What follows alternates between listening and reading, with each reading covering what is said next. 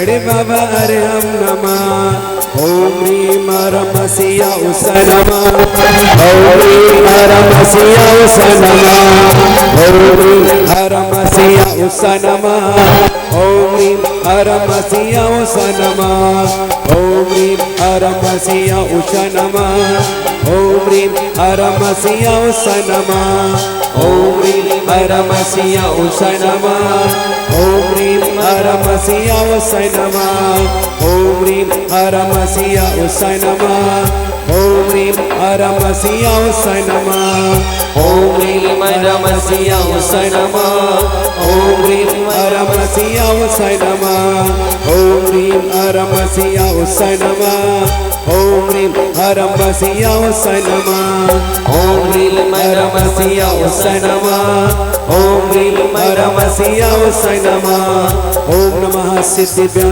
ओम नमः सिद्धिभ्यः ओम नमः सिद्धिभ्यः ओम नमः सिद्धिभ्यः ओम नमः सिद्धिभ्यः ओम नमः सिद्धिभ्यः ओम नमः सिद्धिभ्यः ओम नमः सिद्धिभ्यः ओम नमः सिद्धिभ्यः ओम नमः सिद्धिभ्यः ओम ह्रीम रमसिया उस नमः जग में अरोजा गुरु की वाणी है चरणों की पूजा गुरु की जैसा है जग में अरोजा गुरु के चरणों में आ जाओ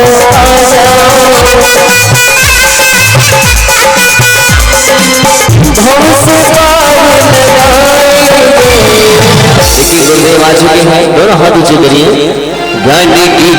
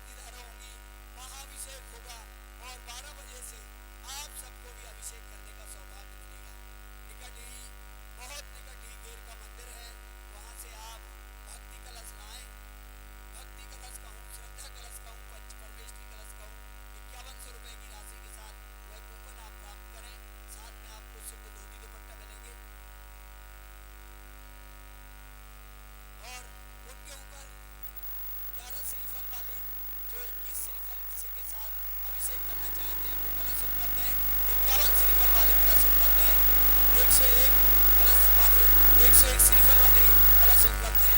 जो जिस राशि से चाहे वह पूर्णिमा उसके समय के पहले 12 बजे के पहले उन सबको पहले सौभाग्य दिया जाता रहेगा। और जो श्रद्धा कलश है वह आप बेर के मंदिर में जाकर वहाँ से प्राप्त कर सकते हैं।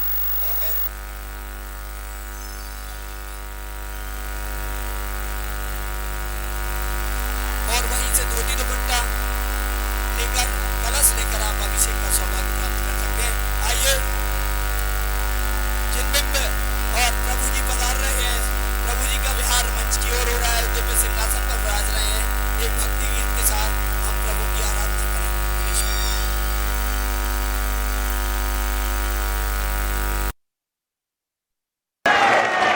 धीरे धीरे धीरे करते जाओ आराम से।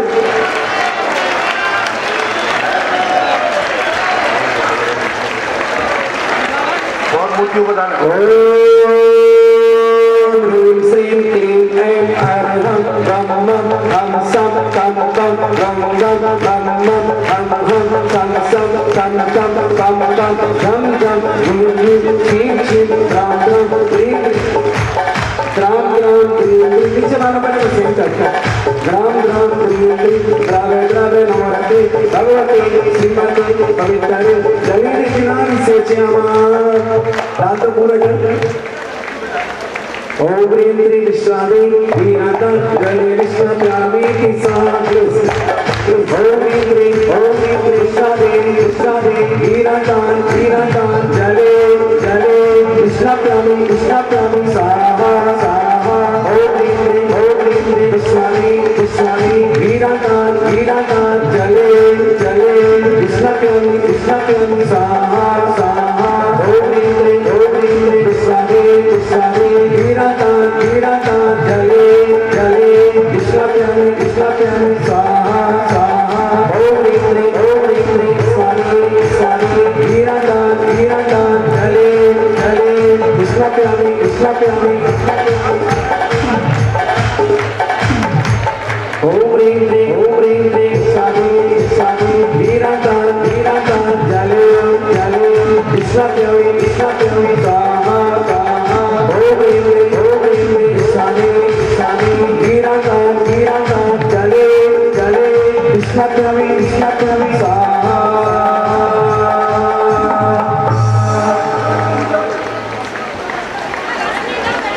प्रभु का अभिषेक हो रहा है, आपकी तालियों को चलिए साथ ही रहना। मोहित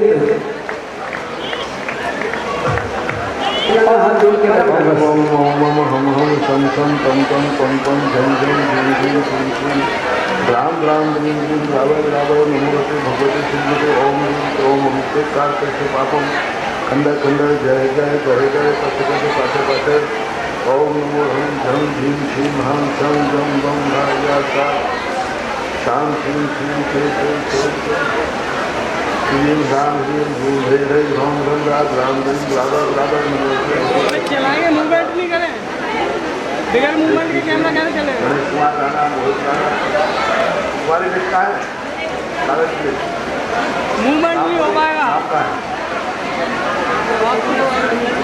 हाँ मोहित राणा रेणु राणा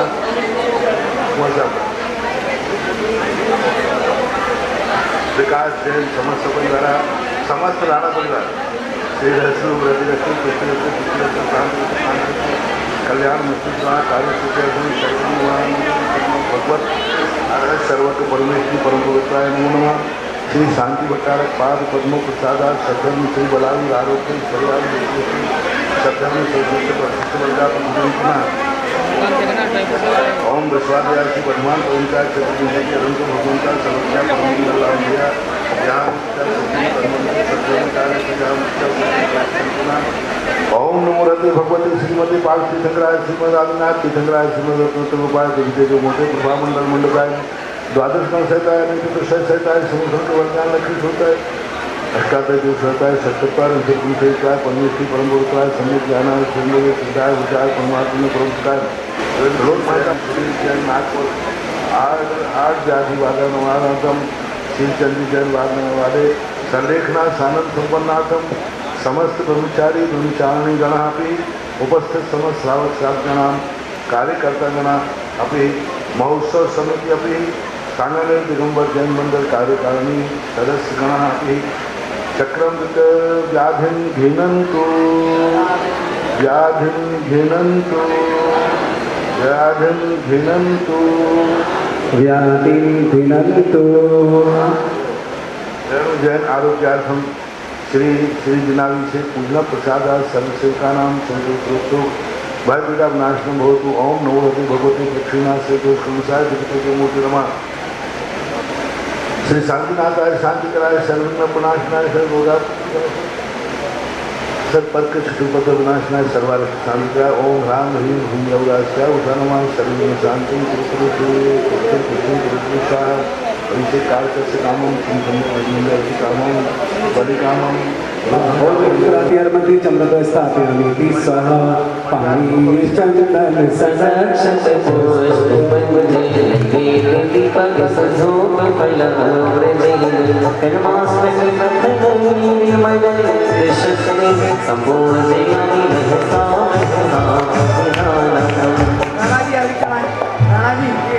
राणा जी अर्घ्य समर्पित करें।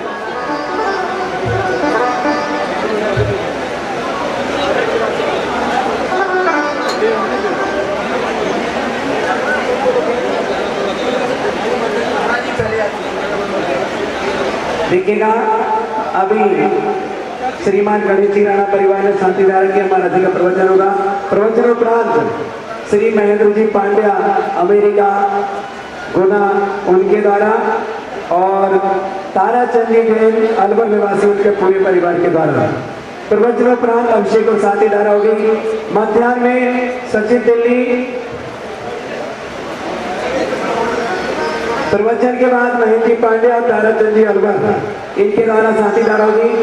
आहारचर्या के पश्चात सुशील मोदी जी इनके साथ रहेंगे प्रवचन उपरांत। आहार के बाद सुशील मोदी सचिन जैन दिल्ली यादव इनके द्वारा होगी और मध्याह्न में फिर सामायिक के बाद किनके द्वारा होगी अगली सूचना बाद में प्रसारित करेंगे। आइएगा हम बड़े सौभाग्यशाली हैं ऐसे संत सुरमणि आचार्य गुरुदेव श्री विद्यासागर जी महाराज के उपरांत सीधे मंगलमय प्रवचनों का कार्यक्रम है। आप जल्दी हो जाओ।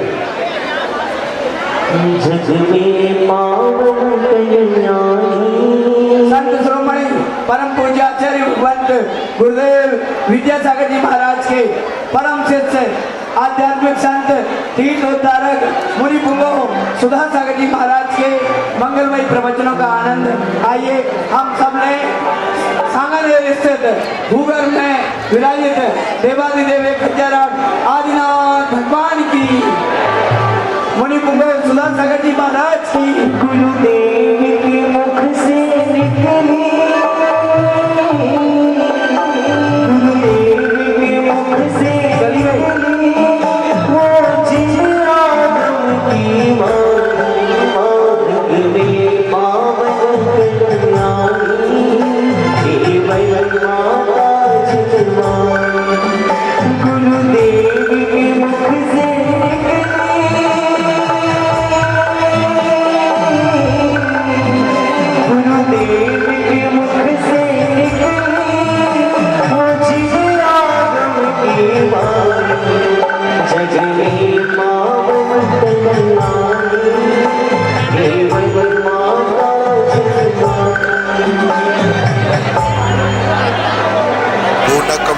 होता है न गंदा था और न गंदा रहेगा। लेकिन मोक्ष में जाने वाले जो रास्ते हैं उन रास्तों के ऊपर कई बार नाना प्रकार की विपरीत स्थितियां बन जाती है। कई बार मोक्ष इतना गंदा हो जाता है मोक्ष मार्ग कि उसे यही ज्ञान नहीं रहता है कि जिस रास्ते पर मैं चल रहा हूं यह रास्ता मोक्ष पर जाता भी है कि नहीं। न जाने कितने लोग मोक्ष जाना चाह रहे हैं लेकिन रास्ते कितने लोग गलत पकड़े हुए हैं कि वह रास्ता मोक्ष न जाकर के संसार की तरफ मुड़ जाता है। और कई बार तो इतना अनर्थ हो जाता है कि वह चला था कि मैं मोक्ष जाऊंगा, पता चलता है कि वो नरकों में पहुंच जाता है। वह चला था कि मेरे अच्छे दिन आएंगे और उसके बुरे दिन आ जाते हैं। वह चला था कि यह वस्तु ग्रहण करने के बाद मुझे सुख मिलेगा, लेकिन दुख मिल जाता है। कितने बार ऐसे दुनिया में, क्योंकि दुनिया में पारमार्थिक सुख पाने वाले बहुत जीव हैं, लेकिन वो ऐसे ही भटक रहे हैं कि उनके रास्ता उनके ज्ञान में नहीं आ पा रहा है। उसका मूल कारण है कि हमें अभी तक सच्चा निर्देशक नहीं मिला। हमारी चाह तो बहुत अच्छी है, लेकिन उस चाह की पूर्ति कराने वाला जो निर्देशक है, वह निर्देशक का अभाव है। कैसे हम संसार में इतनी अनुकूलता बना लें कि सारी दुनिया मेरे साध्य को सिद्ध करने में साधन बन जाए। विचारनीय बात है कि हमारा खुद जीवन हमारे अनुकूल नहीं चल पा रहा। हम दुनिया को कैसे चलाएं? आप लोगों ने देखा, आपके पास आंख है, आपकी जिंदगी में यह आंख तुम्हारी खुद की है, लेकिन विचित्रता देखो, ये आंख भी तुम्हारे अनुकूल नहीं चल पा रही है। तुम्हारी आंख है तो कम से कम इतना तो इस आंख में संस्कार दे दो कि यह आंख वही देखेगी जो हम देखना चाहते हैं। लेकिन आप लोगों ने महसूस किया होगा कि दिन भर में ये आंख उन चीजों को भी देखती है जो हम देखना नहीं चाहते। आखिर क्यों? ये आंख हमारी इतनी पराई क्यों हो गई कि हम जो नहीं देखना चाहते वही भी दिखाती है? और आंख मेरी है, जो वस्तु मेरी है वो तो मेरे अनुकूल चलना चाहिए ना। आंख तो मेरी है। अपन बार बार कहते हैं, बताओ सभी के पास दो आंखें हैं, ये आंखें सबकी अपनी अपनी स्वयं की सगी है कि पराई है? बोलो, आपकी है? पक्का है? सबकी अपनी आंखें हैं। चौहान साहब, आपकी है? तो दोनों आंखें आपकी हैं कि दूसरे की हैं? खुद की। पूछ लेता हूं, पूछने में कोई बुराई नहीं। आंखें, लेकिन कितना विचित्र है, हम जिंदगी भर इन आंखों को अपना कहते आए, ले आंखें भी ना जाने दिन भर में कितने दृश्य दिखा देती हैं जो हम देखना नहीं चाहते। हम अपनी आंखों को इतना अपने अनुकूल नहीं बना पाए कि हे आंख, तू वही देखेगी जो मैं देखना चाहूंगा। जो मुझे अच्छा लगता है वही दिखाओ, जो मुझे बुरा लगता है वो मत दिखाओ। लेकिन आंख पे मेरा बस नहीं चल रहा है। यही स्थिति कानों की हो रही है। मैं जो सुनना चाहता हूं, कान मेरे हैं, लेकिन मैं कानों को अपनी बात नहीं सुना पाता हूं। दिन में ऐसी बातें हमें सुनना पड़ती हैं जो हमें इष्ट नहीं है। मेरे कानों के द्वारा मुझे ऐसी बातें सुनाई पड़ती हैं जो हमें क्लेश पैदा करा देती हैं, हमारे सुख को छीन लेती हैं, हमें दुख पैदा करती हैं। क्या कभी जिंदगी में हम ये कर पाएंगे कि मेरे कान वही सुनेंगे जो हम सुनना चाहते? चलो, ये दो इंद्रियां तो अपने हाथ में नहीं है। आंख कहती है मैं करूं क्या, मेरा काम देखना है, अच्छा और बुरा है, मैं कुछ निर्णय नहीं कर पाती। हालांकि ऐसी बात नहीं है। यदि आंख को हम एक कला सिखा दें तो आंख वही देखेगी जो तुम्हारे लिए इष्ट है, कान वही सुनेंगे जो आपके लिए इष्ट है। इसकी बात मैं अभी बताता हूं, लेकिन पहले तुम्हें एक ऐसी सरल बात बता दो। आंख चलो तुम्हारी खुलती है, कुछ भी देख लेता है, कान खुलते हैं, कुछ भी देख लेता है, लेकिन मुंह तो तुम्हारा है ना। क्यों ना ऐसा नियम ले लें आज के मुंह तो अपने बस में है, कम से कम इतना ही नियम हो जाए कि मैं सुबह से शाम तक मुख से वही बोलूंगा जो मुझे अच्छा लगता है, बस इतना सा। न जाने दिन भर में कितनी बातें मुंह से निकल जाती हैं जो हमारे लिए बाद में पछताना पड़ता है। और यदि इतना नियम कर लें तो एक और नियम ले लें आप, अपने मुख से वही बोलें जो अपनों को अच्छा लगता है। ज्यादा कठिन नियम नहीं दे रहा। यदि ये साधना तुम्हारी शुरू हो गई तो मैं एक दिन तुम्हें, भगवान भी तुम्हारे अनुकूल चलेगा, गुरु भी तुम्हारे अनुकूल चलेगा, सारा ब्रह्मांड तुम्हारे चरणों में आ जाएगा, तुम्हारे पीछे दौड़ेगा। बस एक छोटी सी साधना कर लो। हमारे मुंह से हम वही बोलेंगे जो मुझे अच्छा लगता है। एक बात, मेरे मुंह से वही शब्द निकलेंगे जो हमारे अपनों को अच्छे लगते हैं। कितनी बातें तुम लोग दुनिया में बोलते हो जो शब्द तुम्हारे लोगों के लिए भी दुख देते हैं, क्लेश देते हैं। तुम्हारा मुंह जब तुम्हें और अपनों को सुखी नहीं कर पाया, तुम जिंदगी में कभी सुखी नहीं हो पाओगे। शुरुआत करो। एक अच्छे इंसान की शुरुआत मंदिर से नहीं होती है। एक अच्छे इंसान की शुरुआत कोई मोक्ष से नहीं होती, मोक्ष मार्ग से नहीं होती है। एक अच्छे व्यक्ति की शुरुआत वहां से होती है जहां वो जन्म लेता है। और जन्म लेने के पहले जब वो होश में आता है, उस समय से जिंदगी की शुरुआत होती है। यदि उसकी जिंदगी में ये सब कुछ हो गया कि मैं अपने मुंह से ऐसा शब्द नहीं बोलूंगा जिसमें मुझे आई एम सॉरी प्लीज कहना पड़े, मुझे गलती मानना पड़े, मैं अपने मुंह को काबू में रखता हूं, मुझे क्षमा मांगना पड़ेगी, ऐसा शब्द बोलना अज्ञानी और मूर्ख का काम है। आपके लिए सफलता में उतने ही विघ्न आए।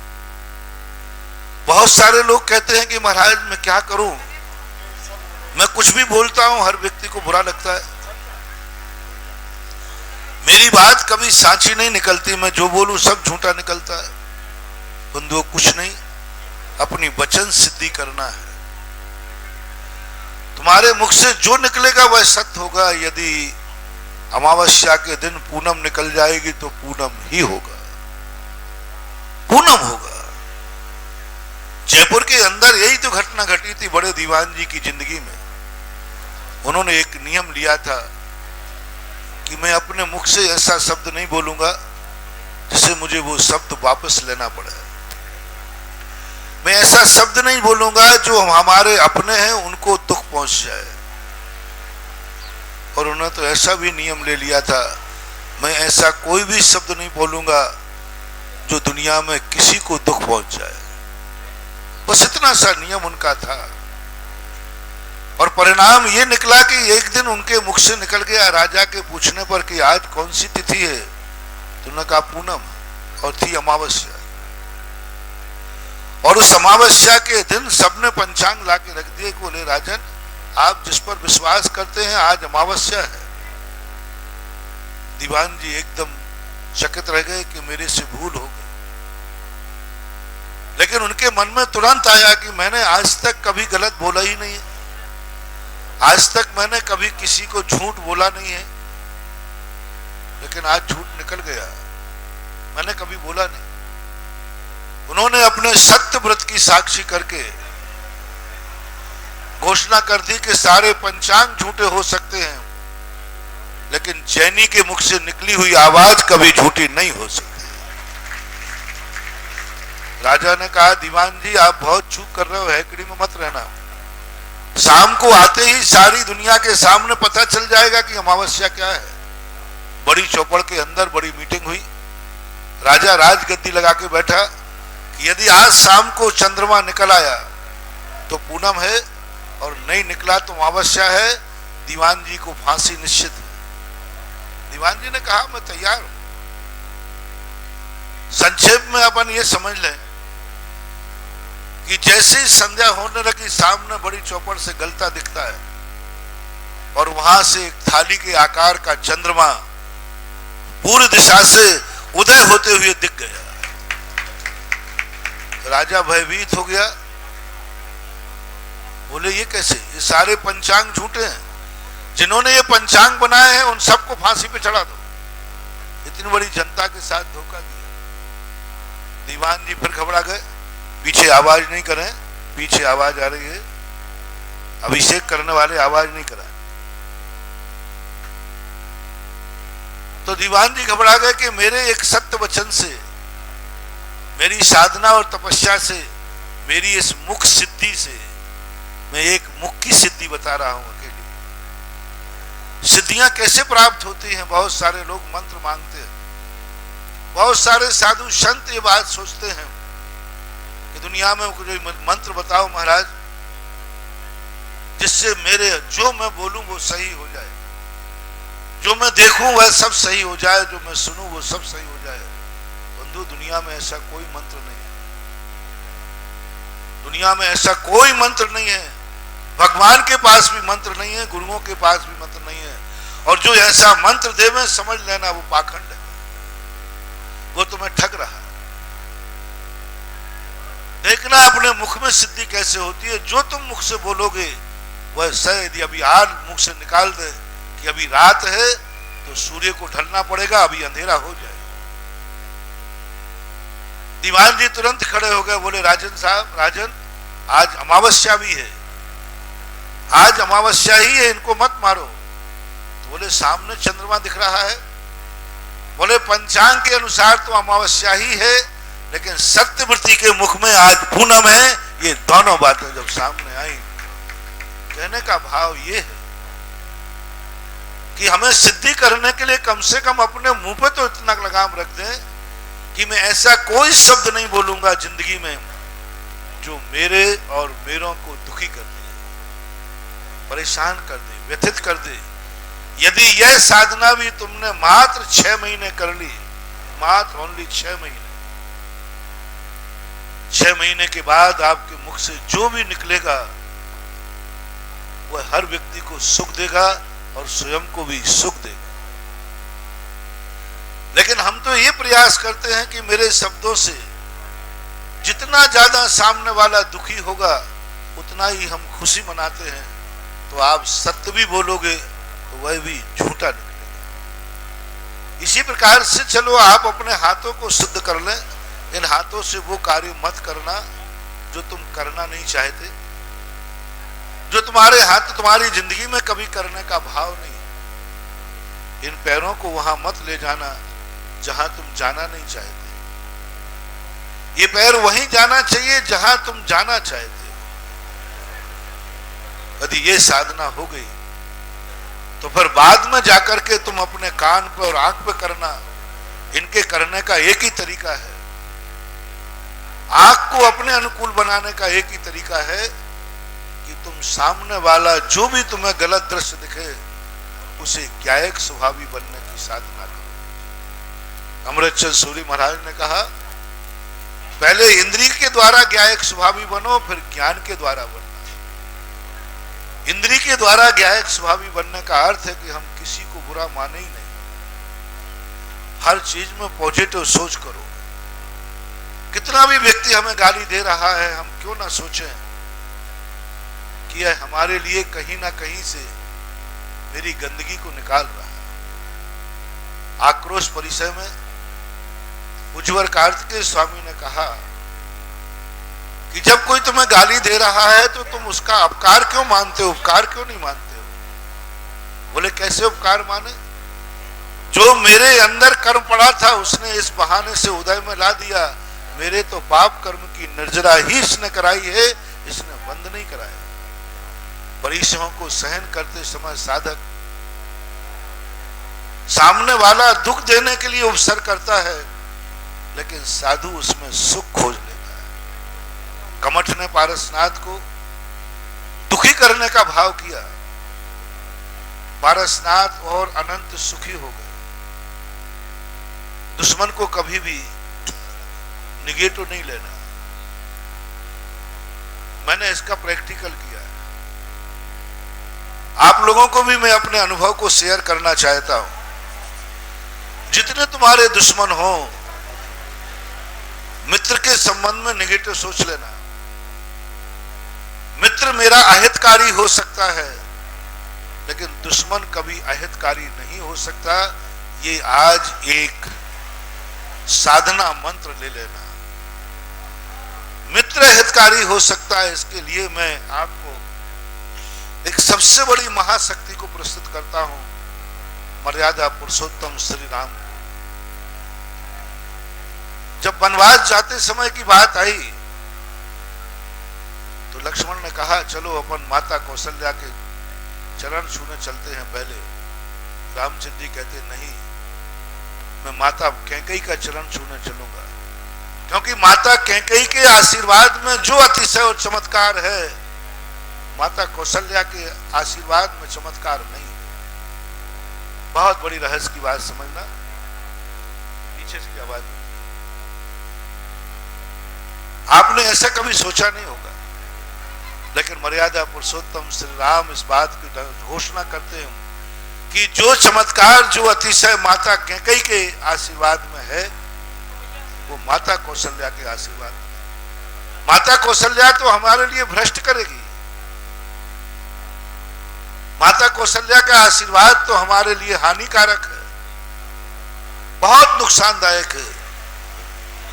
इसलिए मैं माता कौशल्या के पास आशीर्वाद लेना सबसे लास्ट में जाऊंगा, पहले माता कैकेयी के पास।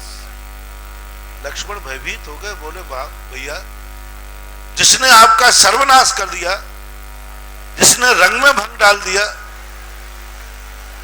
जिसने सारी अयोध्या का तहस नहस कर दिया, उस माता के आशीर्वाद में अतिशय कह रहे।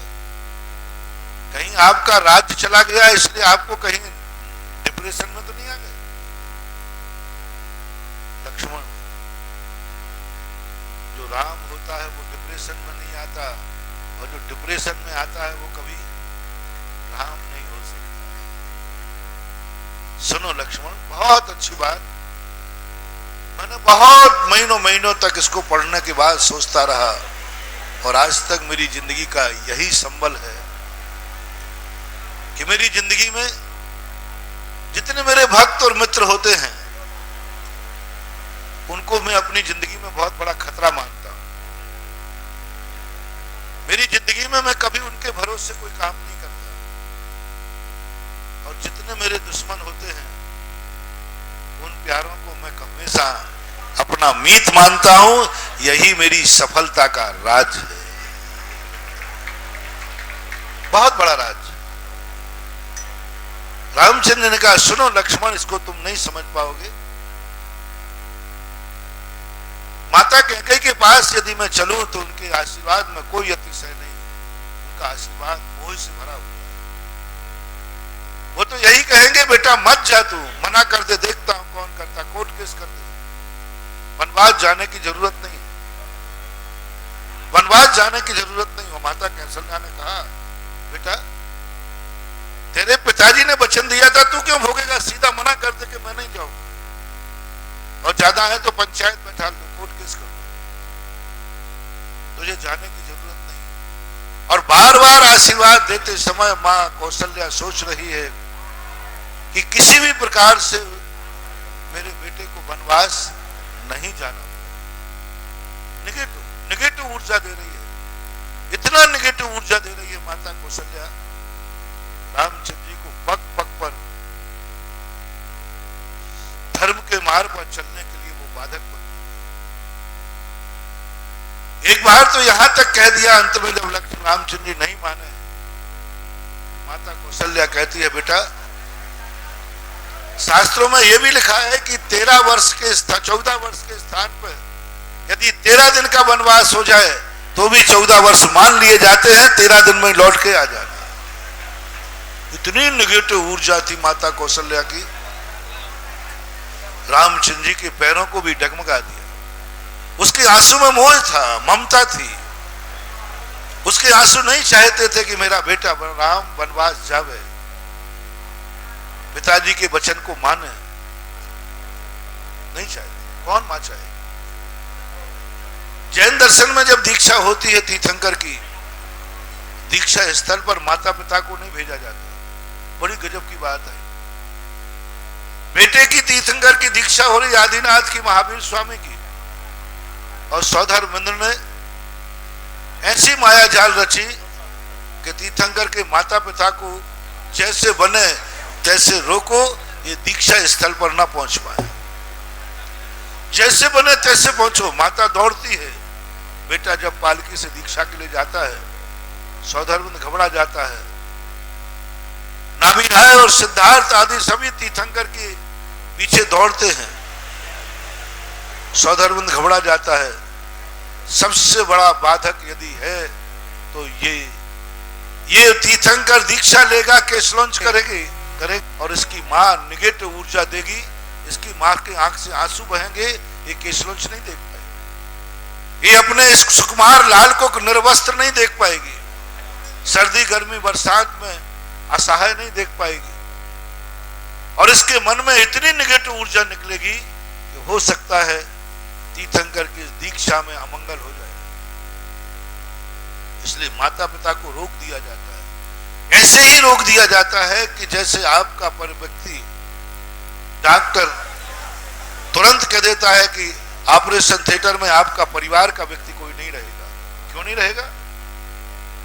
क्या दिक्कत हो रही है?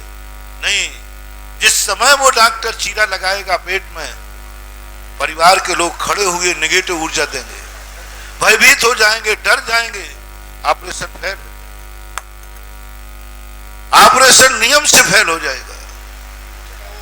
क्योंकि वहां परिवार के लोग कभी पॉजिटिव ऊर्जा नहीं दे सकते। मैं जब भी बड़े काम करता हूं, बड़ी बड़ी मूर्तियों को विराजमान करता हूं, सबसे पहले मैं उस स्थान से ग्रस्तों को बाहर निकालता हूं। कोई भी बड़ा कार्य करना, यदि ग्रस्त बैठा है और महिलाएं सामने बैठी है, निश्चित समझना उस कार्य में परेशानी आएगी ही आएगी। निश्चित समझना, चाहे भले वो रतनलाल बेनाडा कितना भी हो। यदि मैंने वो बहुत बड़ी मूर्ति उठाने का, मेरे में तो विल पावर है, मैंने तो विश्वास कर लिया है कि ये मूर्ति वहां पहुंचेगी, तभी तो मैंने उठाने का आशीर्वाद दिया है। लेकिन आपको पग पग पर है, क्या पता क्या होगा, और ये बाई तो भैया पता नहीं क्या होगा।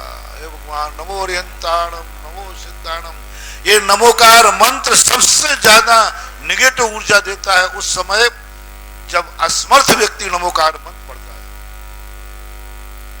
क्योंकि उसके मन में संदेह, उसकी साधना नहीं है, उसका विल पावर नहीं है।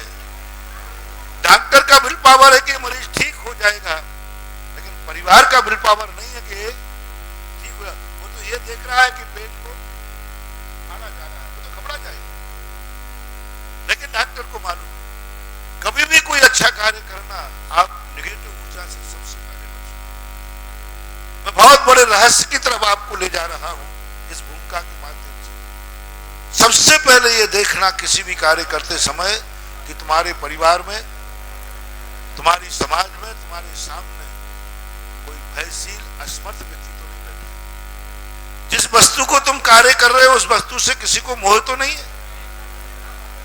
मूर्ति को आप उठा रहे हैं तो कहीं मूर्ति के प्रति एकदम निर्मोही व्यक्ति ही उठा सकता है, मोही नहीं। बहुत बार में फेल हुआ। एक बार मैं कमरे में बैठा हुआ था, आप लोग कमरे में बैठे रहते, मैं किसी से बात कर रहा था और मैंने उसको 2 बार जवाब दे दिया, लेकिन मैं नेगेटिव में जवाब दे रहा हूं। बोले महाराज आपने अभी सुबह कहा था, पॉजिटिव आपने कहा था, इसको ऐसा कर लेना। हमने कहा था नहीं होगा, आप करना, आप इस कार्य में मैं आशीर्वाद नहीं दे पाऊंगा। वो कहते महाराज सुबह आपने कहा था कि आशीर्वाद दूंगा मैं सामायिक के बाद। मैंने कहा भैया नहीं दे पाऊंगा मैं, नहीं हो पाएगा ये कार्य। वो एकदम रोने लगा। बोले महाराज आपने कहा था, आप क्यों बदल रहे हैं? तुरंत मैंने कमरे में देखा, एक कोने में दूसरे लोग बैठे थे जो इंतजार की घड़ी में थे। मैंने कहा इनसे पूछा भाई तुम क्या सोच रहे हो? बोले महाराज मैं ये सोच रहा हूँ कि महाराज से माथा पूरी कर रहे हैं, कब बाहर भगे और मेरा नंबर आए। यानी वो इतनी निगेटिव ऊर्जा दे रहे कि मेरा दिमाग बदल दिया। मैंने क्या सोच रहे थे तुम? बोले मैं यही सोच रहा था महाराज इससे माथाफोड़ी कर रहे हैं, इसको बाहर निकले, ये कब बाहर जावे, ये कब बाहर जावे। यानी इतनी निगेटिव कि मेरा दिमाग बदल गया। मैंने जैसे उनको बाहर भेजा और 2 मिनट आंख बंद की और उनको आशीर्वाद दिया, वो कार्य सफल हो। इसलिए कमरे में जब किसी से बात करना है, पहले देख लो कमरे के अंदर कोई बैठा तो नहीं है जिसकी उस कार्य से चाहत नहीं। मैं एक गणाला जी को तुम्हें एक संस्मरण दूंगा, गणाला जी आपको प्रमाण दे रहा हूं। मान लीजिए मैं किसी मंदिर का नक्शा देख रहा हूं, चल सर तू भी आ जाना, नक्शा देख रहा हूं और थोड़ा मुझे उसमें टाइम लग रहा है और तुम भी एक नक्शा लिए बैठे हो, तो बोलो तुम कौन सी एनर्जी दे रहे हो अंदर कि पहले वाला। और फिर तुम ये भी कहते हो महाराज जी आप इतना समय माथाफोड़ी करते हो, आप इतना समय बेकार में देते, 1 घंटे हो गए आप माथाफोड़ी करते समय, यानी आप मुझे भी निगेटिव कर दोगे कि महाराज इतना समय आपको लगता है, इतना समय आपको नहीं देना चाहिए, इतना समय आप दे रहे थे, 1 घंटा लगा दिया आपने एक नक्शे को मंदिर के देखने में, इतना समय आपका व्यर्थ में जाता है, ये तो सब अच्छा नहीं है, ये तो शुभ उपयोग है, मेरा आत्मा में कब दुनिया भर का लेक्चर देके अब बहना रहती। अच्छा मैंने कहा हाँ गलती तो हो गई, इतना नहीं करना। तो मैं ऐसा करता हूं कि आज से नक्शे देखना बंद। अरे महाराज बाद में देखना, पहले मेरा तो देख लो पहले, उसके बाद में। यानी व्यक्ति को जो कार्य होता है उसमें कितना भी समय लग जाए उसको बुरा नहीं लगता, लेकिन जब दूसरे को समय दिया जाता है तो वो निगेटिव। मैं उदाहरण दे रहा हूँ, बेनाडा जी के जीवन में कोई घटना नहीं घटी, वो तो मेरे सामने बैठे इसलिए कह रहा हूँ फॉर एग्जाम्पल। तो इतना निगेटिव की प्रभाव पड़ता है। इसलिए सबसे पहले लोगों के लिए ये सोचना चाहिए, विचार करना चाहिए कहीं मोही व्यक्ति तो नहीं बैठा है। कौशल्या ने इतनी निगेटिव ऊर्जा दी। बोलो लक्ष्मण, माता कौशल्या के पास तुम गए थे ना? बोले गया था। क्या बोल रही थी? बोले जो आप बोल रहे यही बोल रही थी। तो बोलो उसका माता कौशल्या का मोह मुझे सत मार्ग पे चलने से रोक रहा है, मुझे भ्रष्ट कर रहा है, मुझे वनवास नहीं जाने देगा। तो लक्ष्मण ने कहा माता कैकेयी के आशीर्वाद में क्या अतिशय है? बोले चलो अभी बताता हूं। जैसे माता कैकेयी को नमस्कार किया श्री रामचंद्र जी ने, जैसे माता कैकेयी कहते जाओ अपने लक्ष्य से कभी डिगना मत, 14 वर्ष के पहले कभी अयोध्या की तरफ देखना मत, 14 वर्ष के पहले कभी अयोध्या की तरफ देखना नहीं। मेरा आशीर्वाद है कि तुम्हारा मन कभी अयोध्या की तरफ 14 वर्ष में कभी आवे ही नहीं। रामचंद्र जी कहते हैं देखा माता कैकेयी का आशीर्वाद। माता कैकेयी कह रही है कि 14 वर्ष के पहले हे राम तेरा मन अयोध्या की तरफ ना आवे, मन में भी भाव नहीं आवे, मोह भी नहीं जागे, परिवार के प्रति भी मोह नहीं जागे, मेरा आशीर्वाद। और माता कौशल्या क्या कह रही थी? तू जावे ही नहीं, और जावे तो जल्दी लौट के आ जावे। बोलो दोनों की भावनाओं में अतिशय किस्म है। आप लोग नहीं समझ पाओगे क्योंकि आप सब लखन भैया के साथी हैं। हम लोग समझ पाते हैं, हम लोग हैं श्री राम के साथी हैं। रामचंद्र जी के ये वचन पढ़ करके मेरे उस दिन के बाद सारी जिंदगी बदल गई। उस दिन के बाद मैंने भी ये सोचना चालू कर दिया। लोग समझते हैं कि महाराज दुश्मनों के प्रति व्यंग करते हैं, मैं यथार्थ सत्य बोलता हूं कि कभी भी हो जो अपने लोग हैं, मित्र लोग हैं, ये कभी पॉजिटिव ऊर्जा नहीं दे सकते। ये सदा मोह से, ममता से, राग से भरे हुए रहते हैं। ये कठिन तपस्या नहीं करने देंगे, कठिन तपस्या नहीं करने देंगे, ये कठिन मार्ग पर नहीं चलने देंगे। इसके लिए चाहिए कोई एक दुश्मन जिंदगी में। यदि हमारे दुश्मन जितने हैं और उनको हम पॉजिटिव मान लें, जैसे पारसनाथ ने कमल को पॉजिटिव मान लिया, 10 भाव तक पॉजिटिव मानते रहे, एक पक्षी चलता रहा, क्या मजाल है। समर्थवान व्यक्ति यदि असमर्थ व्यक्ति को पॉजिटिव मान रहा है, तीर्थंकर इतने समर्थ थे कि एक आंख उठा देते तो कमल कीलित हो जाता, लेकिन उन्होंने नहीं उठाया। असमर्थ व्यक्ति को कभी कीलित नहीं करना। असमर्थ व्यक्ति पर कभी शक्ति का प्रयोग नहीं करना, असमर्थ व्यक्ति पर कभी थप्पड़ न मारना, असमर्थ व्यक्ति को कभी गाली मत देना, असमर्थ व्यक्ति से कभी लड़ना नहीं, असमर्थ व्यक्ति को कभी सताना नहीं, नहीं तो जिंदगी बर्बाद हो जाएगी। बहुत बड़ा मंत्र दे रहा हूं महानुभाव। कभी असमर्थ व्यक्ति जो अपन से कमजोर हो, जो अपने से छोटा, धन में हो, शरीर में हो, हुकूमत में हो, जिस तरफ से भी हो, उसको कभी सताना नहीं, उसको नहीं सताना। जो तुमसे बलवान हो, यदि कभी तुम्हें थप्पड़ मारने का भाव आवे तो अपने से बलवान को मार देना, अपने से कमजोर को मत मारना। कमजोर व्यक्ति जन्म जन्मांतरों तक परेशान करता है। चक्रवर्ती ने अपने एक रसोइये को लात मारी, परिणाम स्वरूप जन्मांतरों में उसे उसके परिणाम स्वरूप दुर्गति जाना पड़ा। सुखमाल ने अपनी भाभी को लात मारी, असमर्थ को लात मारी, स्त्री को लात मारी। अंत में मुनि बनने के बाद उनकी भाभी ने श्यालनी बनकर के उनको लौच लौच करके खाया। असमर्थ व्यक्ति स्वयं तो कुछ नहीं करता, लेकिन गांठ बांध देता है। वो ऐसे मौके पर तुम्हारे लिए परेशान करेगा जहां तुम्हारा सब कुछ मिट जाएगा, सब कुछ। समर्थवान व्यक्ति बैर नहीं मानता। तुमने एक थप्पड़ मारा, वो दो थप्पड़ मार के वहीं निपटा देगा, मामला खत्म। बैर नहीं मानता। अपने से गरीब को कभी मत सताना। तुम्हारे पास धन है, अपने गरीब को कभी धन की हैकड़ी मत दिखाना। अपने धन के बल पर किसी गरीब को कुचलने की चेष्टा मत करना। अपने धन के बल पर कभी गरीब की उपेक्षा मत करना। हो सके तो उसकी सहायता कर देना, लेकिन कभी उसकी उपेक्षा नहीं करना। उज्ज्वल मानतुंग आचार्य महाराज ने, अमीर यदि सदा अमीर बने रहना चाहते हैं कि आज भी मैं अमीर हूं तो कल भी अमीर रहूं, तो उन्होंने एक ही बात कही, जो तुम्हारी शरण में आवे और तुम्हें दिखे कि ये मेरे से कमजोर है, तो उसे तुरंत अपने समान धनवान बना लो। यही तुम्हारी धनवान बनने की भूमिका है। कितना बड़ा रहस्य।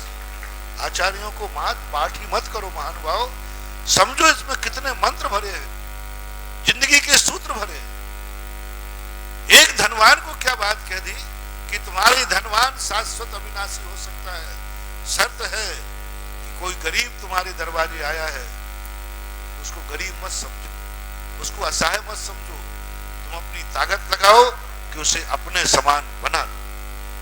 जो व्यक्ति गरीबों को गरीब समझते रहते हैं, वे एक दिन गरीबों की कोटि में आ जाते हैं। और जो गरीबों को अपने समान बनाने की चेष्टा करते हैं, वे आज भी अमीर हैं और कल भी अमीर बने रहे। जो सुखी आदमी है वह दुखी की कभी उपेक्षा ना करे, बल्कि उसे सुखी बनाने की चेष्टा करे। जो निरोग आदमी है उसे रोगी को निरोग बनाने की चेष्टा करे। सदा निरोग बनने का ये सबसे बड़ा मंत्र। तुम जो बांटोगे वही पाओगे। खुशी बांटोगे तो खुशी पाओगे। खेत में यदि गेहूं फेंका है तो गेहूं उपजेगा, सरसों फेंका है तो सरसों आएगा, और मक्का फेंका है तो मक्का आएगा। तुम अपनी जिंदगी में क्या चाहते? आप चाहते हैं कि मेरी जिंदगी में सदा खुशी रहे? महानुभाव, आज से नियम ले लो, मैं आज से खुशी बांटना शुरू करूंगा। खुशियां बांटो, जितना बांट सको, आंसू मत बांटो।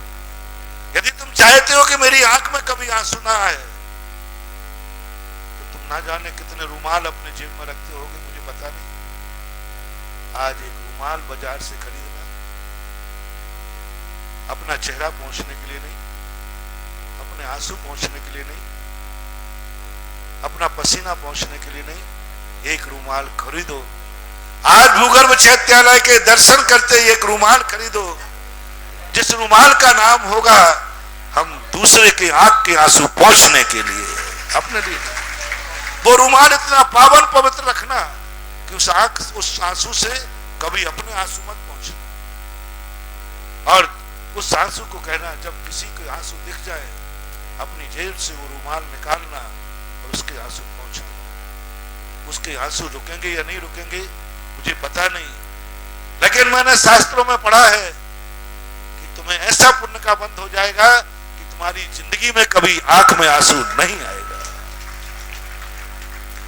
बताते हैं कि तीर्थंकरों के यहाँ वियोग जन दुख नहीं होता, कोई मरता नहीं उनकी जिंदगी में। तीर्थंकर कभी रोते नहीं, कभी वो अर्थी उठा करके नहीं जाते। जब से वो जन्म लेते हैं दीक्षा पर्यंत तक उनके परिवार में कोई मरता नहीं, कुटुंब में कोई मरता नहीं, रिश्तेदारी में कोई मरता नहीं, जिनमें उनसे संबंध रहते हैं मरता नहीं, जिनकी बात सुनकर के उनको दुख हो जाता है वो कोई होता नहीं। वियोग जन दुख तीर्थंकर को होता नहीं। क्यों नहीं होता?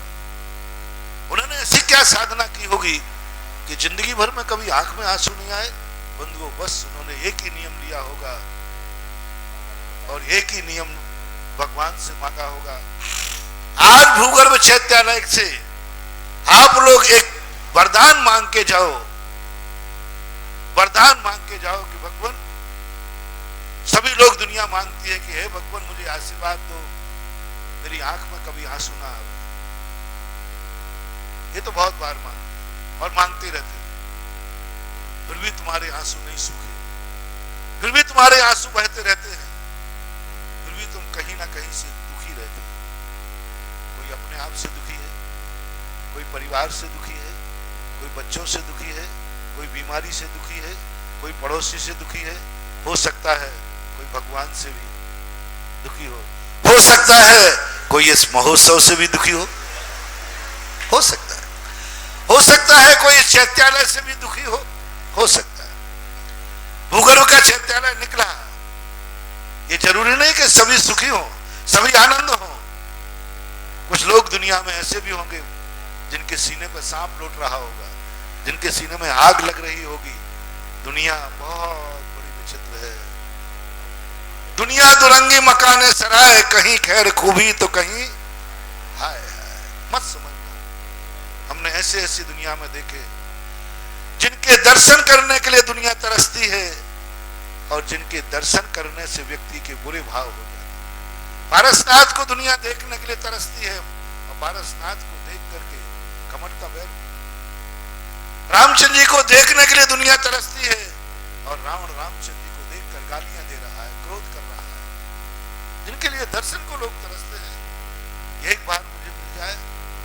और विदेही के दर्शन करने के लिए सारे जगत माता मानता है ये जगत माता है कि रावण जगत माता पर भी नियत बिगाड़ दी, जगत माता के ऊपर भी बुरी दृष्टि डाल दी, जगत माता के ऊपर भी उसके परिणाम बिगड़ गए। इस दुनिया का क्या कहें? इस दुनिया की नियत ने जगत माता सीता को भी नहीं छोड़ा तो ये दुनिया को क्या छोड़ेंगे, किस पर कर सकते हैं? जगत माता सीता को नहीं छोड़ा जो सती सावित्री थी, जिसके सील में इतनी ताकत थी कि अग्नि में कूद जाए तो पानी का सरोवर बन जाती थी, उसको भी नहीं छोड़ा। जिनके धर्म की इतनी मर्यादाएं थी उनको भी दुनिया में गालियां सुनना पड़ी। उनके जीवन में भी ऐसा है। तो ये मत समझना कि हर कार्य से हर व्यक्ति सुखी होता है। उन रात सड़क पर निकलते हैं, हम लोग देखते हैं, कई लोग देख करके अवभाग हो जाते, आज मेरा कितना सौभाग्य है, परम मुनिराज का हमें दर्शन हो गया। लेकिन कई लोग ऐसे भी होते हैं,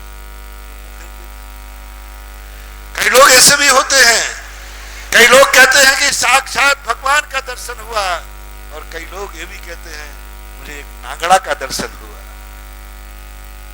कई लोग देख करके अपने जीवन को बड़ा मांगलिक मान लेते हैं और कई लोग मुंह फेरते हैं। क्या कहोगे? तुम ये नहीं कह सकते हो कि जो मुझे अच्छा है वो सारी दुनिया को अच्छा हो जाए, ये सोचना हमारा व्यर्थ। हम अपने लिए कह सकते हैं कि महाराज अच्छे हैं, न जाने दुनिया को कितने बुरे। आप कह सकते हो कि आप इस आनंद से भर रहे, आपको इनके दर्शन करने के लिए मात्र 1 मिनट के दर्शन के लिए 2-2, 3-3 घंटे लाइन में लगे हैं, ये आपके आनंद की बात है। हो सकता है इसी को देख करके ना जाने कितने लोगों को बुरा लग रहा हो। कई लोग आप दर्शन के लिए उदासीन हैं और आप देखना रास्ते के दुकानदार सोच रहे हैं कि मेरा व्यापार कम हो गया। आप भगवान को सोच रहे हैं और वो 2 रोटियों की सोच रहे हैं, इससे ज्यादा उनका सोच नहीं। वो इतना नहीं सोच पा रहे हैं कि हे भगवान जिंदगी भर कमाया है, जिंदगी भर कमाएंगे, लेकिन तेरे दर्शन को जो आ रहे हैं 7 दिन हम नहीं कमाएंगे, 7 दिन हम भी इसी लाइन में खड़े होकर मैं भी आनंद लूंगा। कल एक व्यक्ति आया, बोले महाराज जी मेरी टिकट लगा दी ना, मेरी दुकान बंद हो गई, मेरे यहाँ ग्राहक नहीं आ पाते। वक्त मैंने सुना तो मैंने आज सुबह से मैंने खुद सर्वे की। आज मैं निकला था टूर में, मैंने कहा देखो तो सही, देखा तो मैंने देखा वहां, मैंने कहा बेटा मत अपना छोटा भाव कर, 7 दिन में जो व्यापार नहीं चलेगा 8वें दिन इतना चलेगा कि 14 दिन की कमाई तो पा जाएगा, ना जाने कहां से चलेगा। और तू ये जो परिणाम बिगाड़ रहा है तो 7 दिन में तू कमा लेगा, 8वें दिन कोई ऐसी दुर्घटना घटेगी कि 7 दिन की कमाई समाप्त हो जाएगी। मैंने बहुत बार देखा। एक पंचकल्याणक महोत्सव की बात है, कमेटी ने घोषणा की कि पंचकल्याणक में सब दुकान बंद रखेंगे। एक ने कहा सब दुकान बंद रखेंगे तो सारे ग्राहक दुकान, बहुत दुकान चली उसकी, बहुत दुकान चली क्योंकि सब दुकानें बंद थी। लेकिन मुश्किल से 1 माह ही नहीं हो पाया, उसका इकलौता बेटा था मर गया, सदा सदा के लिए दुकान बंद हो गई। उसने आकर मेरे को खुद बताया, महाराज मेरे मन में भाव आया था, मेरे मन में परिणाम आया था, मैंने 5 दिन तक पंचकर्णा का कोई आनंद नहीं लिया, कोई नहीं। मेरा कहा कि इस पंचकर्णा में जितना कमा सको कमा लो, कमाने पर मेरी दृष्टि थी। आज मेरी जिंदगी सदा सदा से कुलदीपक खत्म हो गया, अब मेरी दुकान जिंदगी में कभी खुलने वाली नहीं थी। और जिन्होंने दुकानें बंद की थी और धर्म में शामिल हुए थे, आज भी परिवार रहे हैं, भर रहे हैं, हरे हरे। इसलिए मैं उन लोगों से कहना चाहता हूं कि तुम आनंद मनाओ कि हे प्रभु आपके दर्शन करने जो आए हैं उनको कष्ट नहीं होना चाहिए। मेरी दुकान नहीं चले तो कोई बात नहीं है, मैं 7 दिन के बाद कमा लूंगा, लेकिन तेरे दर्शन करने वालों की जो स्थितियां हैं, मैं तो खुश हो रहा हूं कि मेरे सांगानेर में ऐसे भगवान विराजमान है और जिनके लिए आज सारा भारत ही नहीं विश्व उतर करके यहां सांगानेर में आ गया। कैसे बुला सकते थे तुम पूरे विश्व को सांगानेर कार्य करो, कितने बड़े, लेकिन आज सारा विश्व है। लेकिन हर व्यक्ति का सोच अलग अलग होता है। बगले की दृष्टि मछली पर होती है, तपस्या पर नहीं होती। और साधु भी एक पैर से खड़ा होता है, उसकी दृष्टि परमात्मा पर होती है। दृष्टियां अपनी अपनी होती हैं, अपने अपने विचार होते हैं, उनको हम नहीं रोक सकते, कभी नहीं रोक सकते। उनके संबंध में तो अपना एक ही विचार आना चाहिए।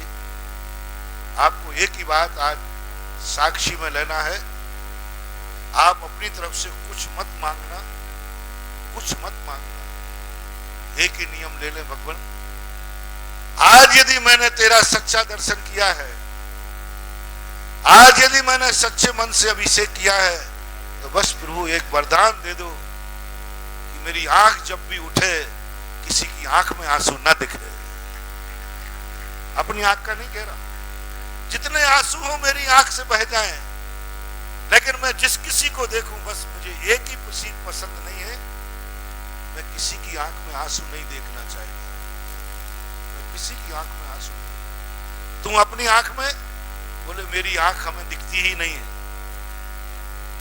मैं देखना नहीं चाहता। बस आप ये संकल्प कर लीजिए महानुभाव, ये वरदान मांग लीजिए भगवान से, देखो इसका चमत्कार क्या होगा। मैं किसी की आंख में कभी आंसू नहीं देखूंगा। यदि तुम चाहते हो कि मेरी आंख में कभी आंसू नहीं, यदि तुम चाहते हो कि मैं कभी बीमार ना हूं, तो आप अपनी बीमारी का कोई मंत्र मत मांगना, आप लोग अपने स्वास्थ्य की कामना मत करना। करना हो तो करना ना, लेकिन मैं कह रहा हूं नहीं करना। बस एक कामना करना, इस गंदोदक को हाथ में लेकर के, हे भगवान संसार में कोई भी व्यक्ति रोगी ना रहे, मुझे बस एक साक्षी मान लेना, मेरा एक मन है। मैंने तो भगवान से यही कहता हूं, भगवान यदि तेरे मंदिर में चमत्कार है तो संसार की सारी अस्पतालें बंद हो जाए, संसार की सारी अस्पतालें बंद हो जाए। महाराज डॉक्टरों का क्या होगा? डॉक्टरों को यदि हे आदिनाथ भगवान, आप में यदि इतना अतिशय है कि संसार के हर व्यक्ति को निरोग कर सकते हैं, तो मैं आपको आश्वासन देता हूं, सारे डॉक्टरों की आजीविका मैं दे दूंगा। उनकी जिंदगी चलाने के लिए, परिवार चलाने के लिए मेरे पास बहुत रास्ते हैं। तुम तो आप इस संसार को निरोग करो। यदि तुम्हें धन चाहिए है तो मात्र एक वरदान मांगना है सकृत्रिम चैत्यालय से, आदिनाथ भगवान से, भगवान बस संसार में मुझे कोई गरीब व्यक्ति नहीं दिखना चाहिए, संसार में किसी के पास गरीबी नहीं होना चाहिए।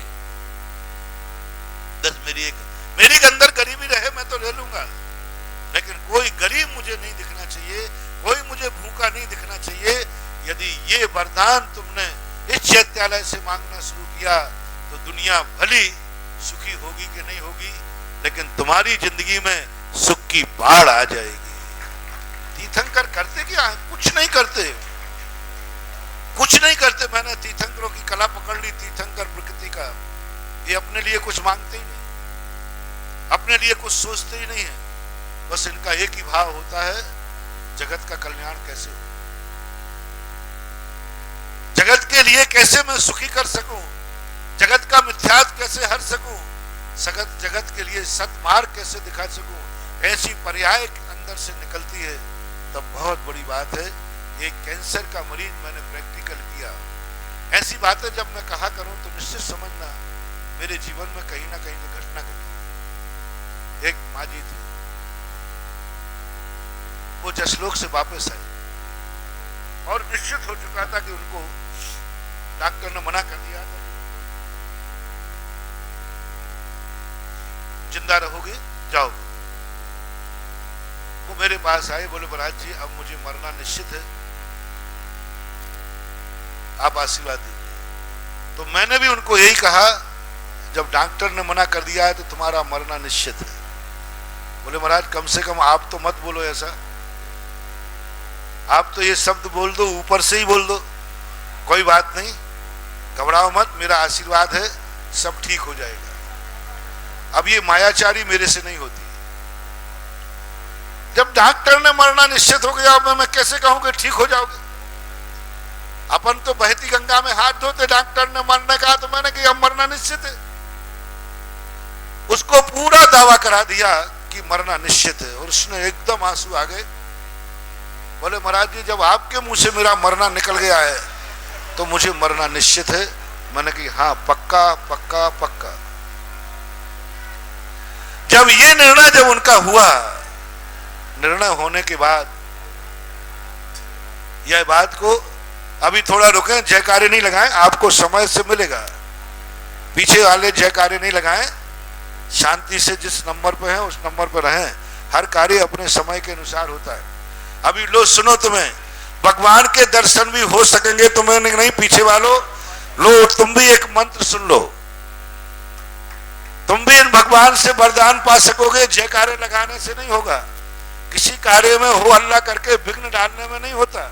कई लोगों की आदत होती है धक्का दे करके अभिषेक करो, तो अभिषेक करने से पुण्य नहीं होता।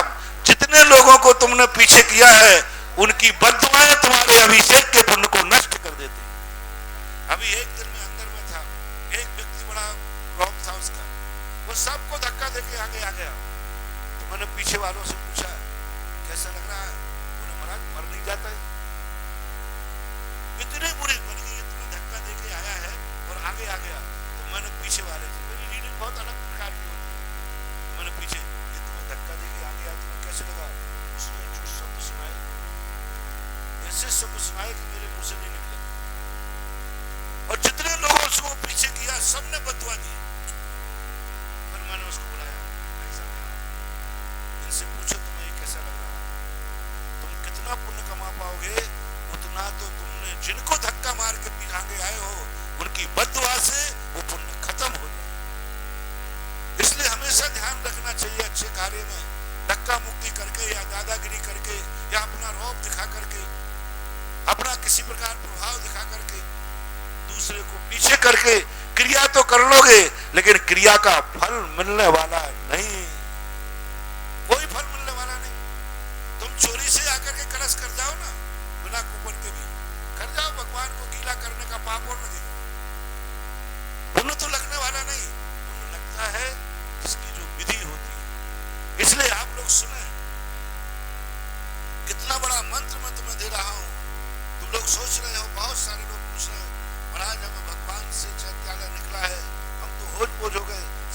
नहीं आ रहा मैं क्या मांगू महाराज से, क्या सोच के नमोस्तु करूं, दर्शन करते समय क्या भावना भाऊं। हर व्यक्ति ये पूछ रहा है महाराज मैं क्या करूं, मैं कैसा मांगू, मैं दर्शन कैसे करूं, दर्शन करते समय मेरे भावना कैसे होना चाहिए, हर व्यक्ति पूछ रहा है। एक बार एक मजदूर ने मेरे से पूछा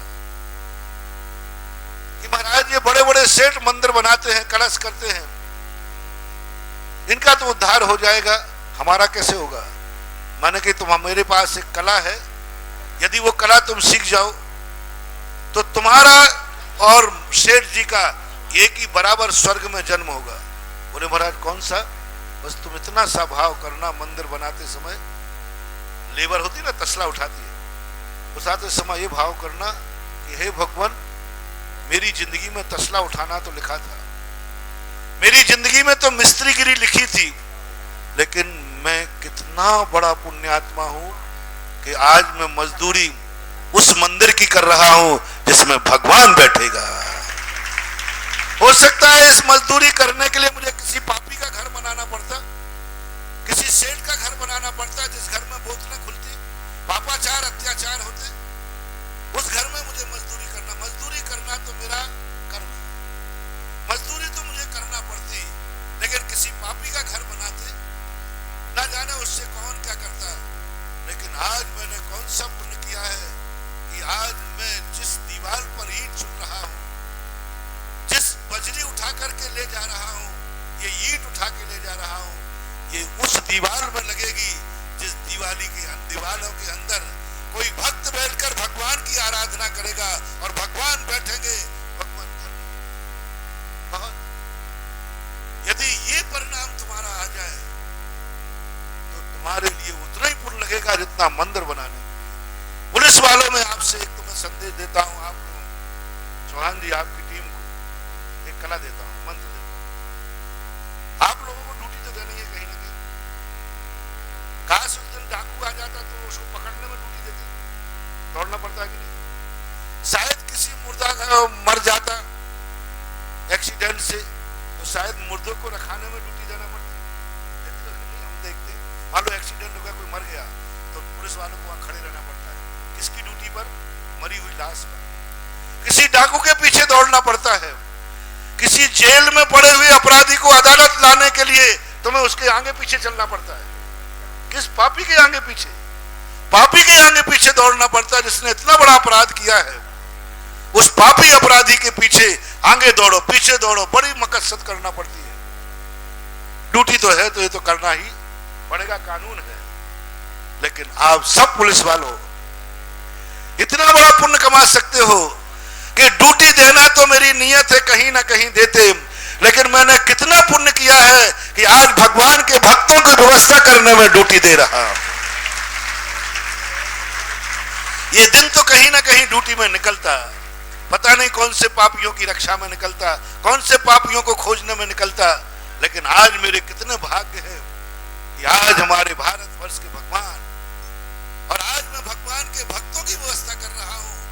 जरूर मैंने पूर्व जन्म में पुण्य किया हूं, पुलिस वाले तो भारत में बहुत लाखों करोड़ों होंगे, लेकिन जिनकी ड्यूटी यहां लगी है, आपके साथियों की भी कहीं ना कहीं ड्यूटी लगी होगी, कहीं ना कहीं लगी होगी, लेकिन आपकी ड्यूटी कहां लगी है, जहां भगवान और भक्तों का सैलाब उमड़ रहा है। यदि ये भाव तुम्हें आ गया कि मैंने जरूर कोई पुण्य किया होगा जो आज मुझे यहाँ ड्यूटी मिली है, ड्यूटी तो करनी है, तो आप वही पुण्य कमा सकते हैं जो पुण्य ये अभिषेक करने वाले कमा रहे हैं, जो पुण्य ये दर्शन करने वाले कमा रहे हैं। पुण्य कमाने का कोई एक नियत तरीका नहीं होता, हमारे यहाँ कृत, कारक और अनुमोदना तीनों से पुण्य कमाया जा सकता। तरीके बहुत होते हैं, आपको कैसा महसूस हो रहा है। एक उदाहरण इसके साथ में दे दो, फिर माँ जी की घटना पूरी बताऊंगा। एक व्यक्ति एक मूर्ति बना रहा है, 3 व्यक्ति मूर्ति बना रहे हैं, सभी लोगों के लिए जनरल प्रवचन, बहुत जनरल बात है। एक व्यक्ति से पूछा कि भाई क्या कर रहे हो, बोले करम फोड़ रहा हूं महाराज, करम फोड़ रहा हूं। यानी वो जिंदगी से ऊब चुका था, वो अपने परिवार से ऊब चुका था, उसको झुंझलाहट आ गई, बना रहा था मूर्ति, पत्थर को तोड़ रहा था। आप पूछना कई लोगों से, दुकान पर बैठे हो, ड्यूटी पे जा रहे हो, तो क्या करने जा रहे हो, बोले करम फोड़ रहा हूं, करम। उसने एक जवाब दे दिया। महाराज समझ गए इसकी जिंदगी का मजा खत्म हो गया, ये जिंदा होकर के भी मर गया, इसकी जिंदगी में अब कोई रस नहीं रहा, कर्म फोड़ रहा है, कर्म फोड़ रहा है। महाराज ज्यादा नहीं बोले, ऐसे व्यक्ति से ज्यादा मत बोलना नहीं तो तुम्हारा सिर फोड़ देगा, क्योंकि मरता क्या नहीं करता। जब जिसे भगवान की मूर्ति बनाते समय मजदूरी में कर्म फोड़ रहा है। आप लोगों की भी एक आदत होती है, कई लोग कहते हैं दुकान में क्या कर रहे हो, बोले पापी पेट को पाल रहा है। पेट और पापी, पेट और पापी, अरे भारत में जन्म लेने वाले व्यक्ति का पेट कभी पापी हो नहीं सकता। पापी पेट तो उनका है जो मांसाहारी है, शराबी है, जो दुनिया भर के मांस खाते, शराब खाते हैं। शाकाहारी का पेट कभी पापी होता ही नहीं है। शाकाहारी का पेट तो वो पुण्यात्मा होता है जिसको खाने के बाद वो भगवान का अभिषेक करता है, महाराज को आहार देता है और सारे जगत के कल्याण की भावना करता है। कभी जिंदगी में अपने पेट को कभी पापी मत कहना। और ये आप लोगों की आदत है, पापी पेट के लिए सब करना पड़ता है। और दूसरी आदत क्या है, वो दूसरा बताता है। तो पहला व्यक्ति वह है जो कभी कहता है पापी पेट के लिए मुझे करना पड़ रहा है, ये पापी पेट है खतरनाक, ये कह रहा है वो पहले प्रकार का व्यक्ति है जो कह रहा है मैं कर्म फोड़ रहा हूँ। महाराज वहां दूसरे के पास गए, बोले भैया क्या कर रहे हो, बोले महाराज जी पेट पाल रहा हूँ, बाल बच्चे पाल रहा हूँ। ये दूसरे नंबर का बना क्या रहा था, मूर्ति बनाते समय, भगवान की मूर्ति समाते समय उसको मात पेट दिख रहा है, उसको बाल बच्चे दिख रहे हैं, इससे ज्यादा उसका कोई सोच नहीं। ये वो व्यक्ति हैं जो मानते हैं रोटी कपड़ा और मकान जीवन के हैं तीन निशान। ऐसे व्यक्ति को भारत में जन्म लेने का अधिकार नहीं। ये तो विदेशियों का नारा है, बाल बच्चे पाल रहा हूं, पेट पाल रहा हूं। नहीं मान, हमारे पुत्र हैं, आर्यों की संतानें हैं, हमारी मजदूरी आज 2 रोटियों के लिए नहीं होना चाहिए। ये 2 रोटियों की मजदूरी तो वो करते हैं जो पाश्चात्य संस्कृति वाले, जहां धर्म नहीं है, जहां भगवान नहीं है, जहां आस्था नहीं है, जहां ना यह लोक है ना परलोक। आज वर्तमान की मौज मस्ती मरने के बाद किसने क्या देखा है। हमारे भारत में तो जिंदा से ज्यादा चिंता हमें मरने के बाद की होगी। वर्तमान की चिंता नहीं है, हम लोगों को पर की चिंता, अगले भाव की चिंता होती है। ये बात कभी भूल करके मत कहना। इतनी भी चाहे आप लोग नौकरी करें, चाहे आप लोग व्यापार करें, कभी ये दूसरा शब्द, पहला तो कभी बोलना ही नहीं कि मैं पापी पेट को कमा रहा हूं। पेट को पापी मत कहना महानुभाव, बहुत पुण्यात्मा जीव है पेट, क्योंकि इसमें ही खा करके तो देखो ना, मैंने इस पेट का बहुत उपकार देखा। इसी पेट के कारण से ही आज मैं तुम्हें प्रवचन दे रहा, इसी पेट के कारण ही तो मैं तपस्या कर रहा हूं, और इसी पेट में 2 रोटी पहुंचती है, इसलिए तुम दर्शन कर रहे हो। पॉजिटिव सोचो ना कि पेट में रोटी जाने के बाद भूखे भजन ना होए गोपाला, ये लो अपनी। क्यों पॉजिटिव सोचते हो? कितने अच्छे कार्य हैं जो तुम रोटी होने के बाद, यदि रोटी नहीं मिलेगी तो बोलो क्या क्या नहीं हो सकता, कुछ नहीं हो सकता।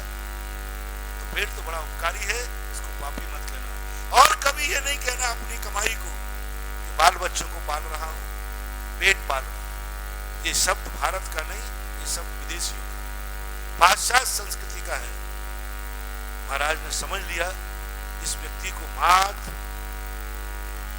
वर्तमान ही दिख रहा है, पेट और बाल बच्चों के अलावा इसकी कोई गति नहीं, इससे ज्यादा इसका सोच ही नहीं।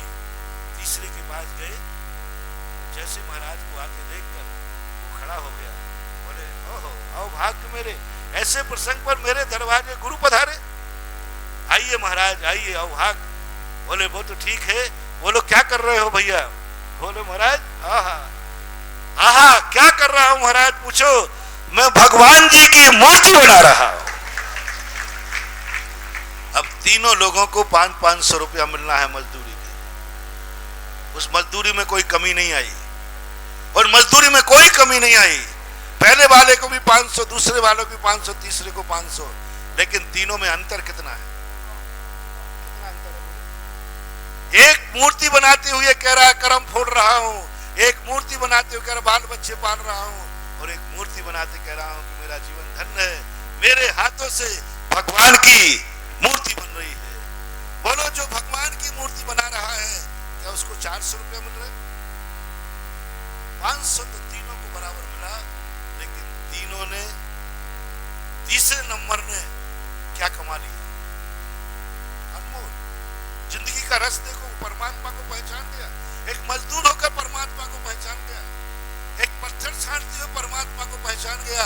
वो कह रहा नहीं, मेरे हाथों से भगवान की मूर्ति बन रही है, और इस मूर्ति में वो दे रहा है संस्कार। इस मूर्ति को देखकर मैं वो चीज बना रहा हूँ जिन्हें साधु संत भी नमस्कार करेंगे। मैं वो चीज बना रहा हूँ जहां दुनिया दर्शन करने के लिए अपने पापों का क्षय करेगी। ऐसा शिल्पी के अंदर भाव आ गया। बस महानुभाव, आपसे मेरा कहना है, इस चैत्यालय के दर्शन करके एक ही जिंदगी में रहस्य ले लो कि तुम्हें अपनी जिंदगी तीसरे व्यक्ति की तरह जीना है, कभी जिंदगी से जुड़ना है। आपको अपने चेतन आत्मा की तरफ तुम्हें मनुष्य पर्याय मिली है। तुम्हारी एक एक क्षण, एक एक कमाई नर से नारायण बनने के लिए है, नर से नारकी बनने के लिए है। नर से नारायण बनने के लिए है। तुम जो भी क्रिया करो, तुम्हारे मन में ये भाव आना चाहिए। आज तुम किस लिए जिंदा हो? किस लिए जिंदा हो? तो गर्व से कहो, मुझे भूगर्भ चैत्यालय का दर्शन होना था, इसलिए मैं जिंदा हूं। और कुछ मत सोचिए। आप सबके लिए मेरा कहना है, आप लोग जब ये भाव आए कि मेरे पीछे वाले लोग कितने मर गए, मेरे से छोटी उम्र के मर गए, मैं क्यों जिंदा हूं? तो कभी भगवान का दर्शन करते हुए महानुभाव, एक शब्द मैं दे रहा हूं, कैसे प्रसन्न किया जाता है भगवानों को, कैसे होते हैं चमत्कार, कैसे बोलते हैं भगवान, कैसे हो जाती है महाशक्तियां। कुछ नहीं, कभी भगवान के पास, जैसे तुमने कहा, मैं बच्चों के लिए जी रहा हूं, बच्चों के लिए कमा रहा हूं, बच्चों के लिए खा रहा हूं, पेट के लिए जी रहा हूं, पेट के लिए खा रहा हूं। बस एक बार महानुभाव भगवान के लिए जी जा, भगवान के लिए कमा ले। कोई तुम्हारे मन में ये भाव आ जाए भगवान के दर्शन के लिए कि मैं किस लिए जी रहा हूं? भगवान, तेरा दर्शन करने के लिए मैं जिंदा हूं, तेरा अभिषेक करने के लिए जिंदा हूं। दुकान पर बैठे बैठे कोई पूछे किस लिए कमा रहे हो? हा, किस लिए कमा रहे हो? किस लिए कमाया है? तो तुम्हारे मन से आवाज निकल जाए कि भूगर्भ चैत्यालय का अभिषेक का कलश लेना है, इसलिए कमाया है। बस इतना सा शब्द निकल जाए, इसलिए कमाया है, इसलिए मैं दुकान पर बैठा हूं कि मुझे भगवान का मंत्र बनाना है, मुझे भगवान का अभिषेक करना है, मुझे पंचकर्म की बोली लेना है, मुझे एक चीज पर संतशाला बनाना है। मैं इसलिए कमा रहा हूं कि मेरा भाव है कि मैं किसी तीर्थ क्षेत्र की भोजनशाला मैं अपने अन्न से चलाऊं कि भगवान का भक्त जब तीर्थ पे आएगा तो मेरी कमाई का दाना खा के जाएगा, इसलिए मैं कमा रहा हूं। ये भाव करना, एक बार करना, कभी ऐसा भाव करना। पापी पेट के लिए तो बहुत कमा लिया, बच्चों के लिए बहुत कमा लिया, एक बार प्रभु के लिए, प्रभु के भक्तों के लिए कमाओ, भक्ति के लिए कमाने का भाव करो। ऐसा परिणाम यदि तुम्हारी जिंदगी में आ गया, ऐसा भाव तुम्हारी जिंदगी में आ गया, भगवान को कोई फर्क पड़ने वाला नहीं, भक्तों को भी कोई फर्क पड़ने वाला नहीं, लेकिन एक ऐसा अन्नपूर्ण, एक ऐसी समृद्धि का स्रोत खिल जाएगा कि तुम दोनों हाथ से लुटाओगे तो भी खजाना कभी खाली होने वाला नहीं, क्योंकि तुम्हारे मन में ये भाव आया, मैं जिंदा भगवान तेरे लिए। आज हर व्यक्ति को, भारत के हर व्यक्ति को मैं संदेशा देना चाहता हूं कि आज तुम्हें एक भाव करना है भगवान के दर्शन करते ही, हे भगवान, आज मैं जो जिंदा हूं तेरे दर्शन के लिए जिंदा हूं, मेरी श्वास तेरे दर्शन के लिए है, मेरी आंखों में ज्योति जो है तेरे दर्शन के लिए थी, मेरे कानों में जो है गुरु के प्रवचन के लिए थी। यदि ऐसा परिणाम तुमने कर लिया तो जाओ, यदि तुम्हारी अंतरंग से भाव हुआ है तो जाओ, जीवन में तुम कभी अकाल में नहीं मरोगे, तुम अपनी पूरी आयु करके मरोगे, क्योंकि तुम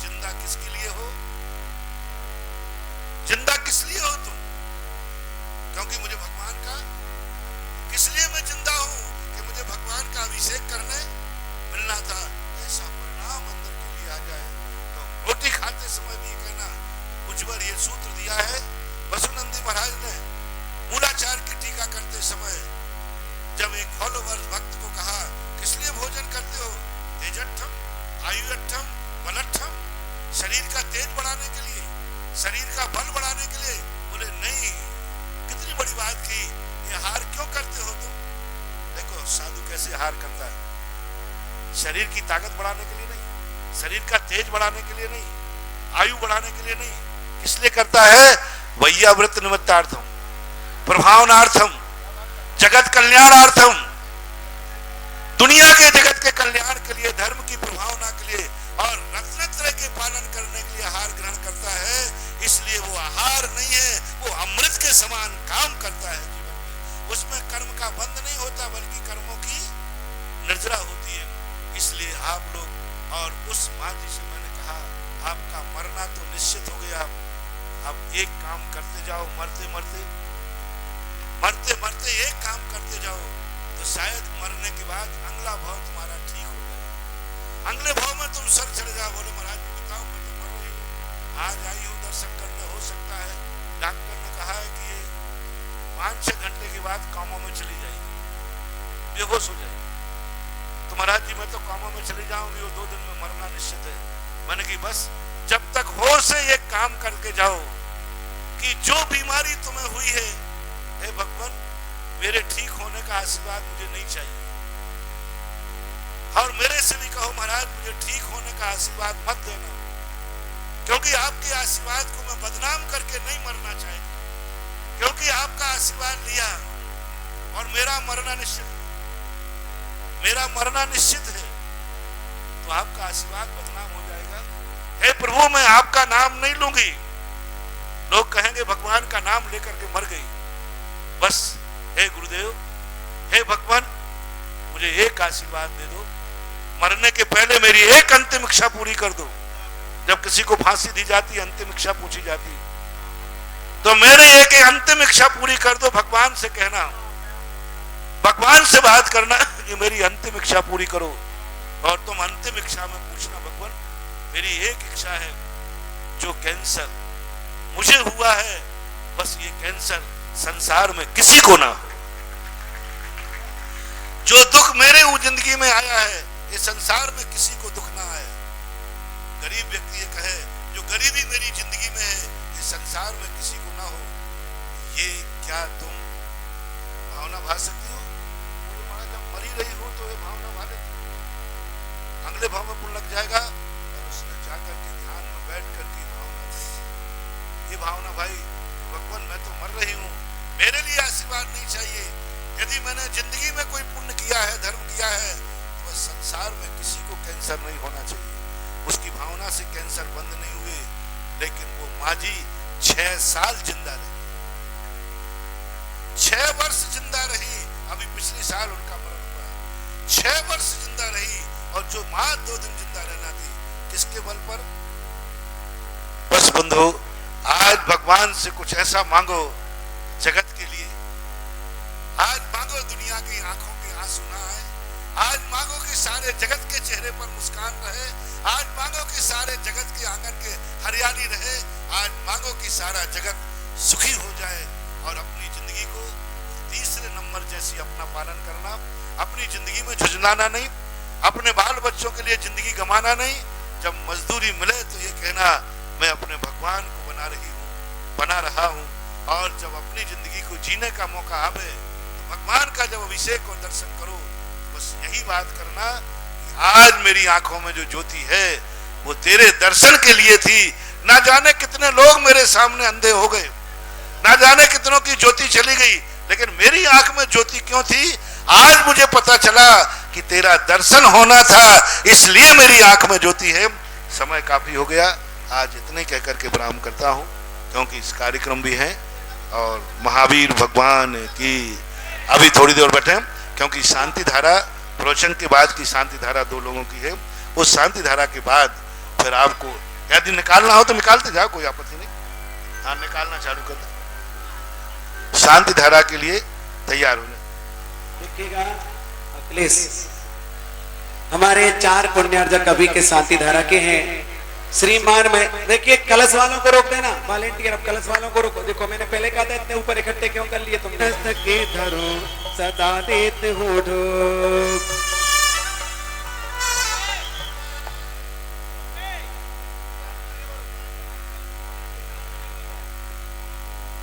आगे बढ़ते जाइए, सबको जगह छोड़े आगे बढ़ते जाइए।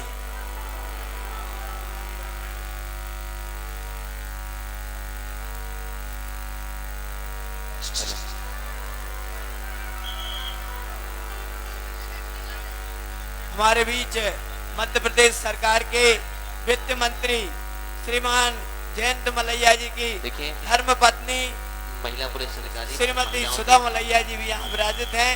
कृपया विशिष्ट मंच पर अपना स्थान ग्रहण करें। श्री सुशीला जी पाटनी आर के मार्बल के साथ अपना विशेष स्थान ग्रहण करें।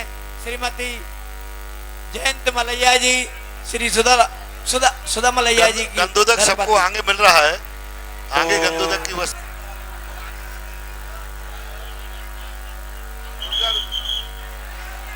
किशनगढ़ वाले वैद्य परिवार, किशनगढ़ वाले वैद्य परिवार मेरी आवाज सुन रहे हो, जल्दी से शांति धारा के लिए पधारे।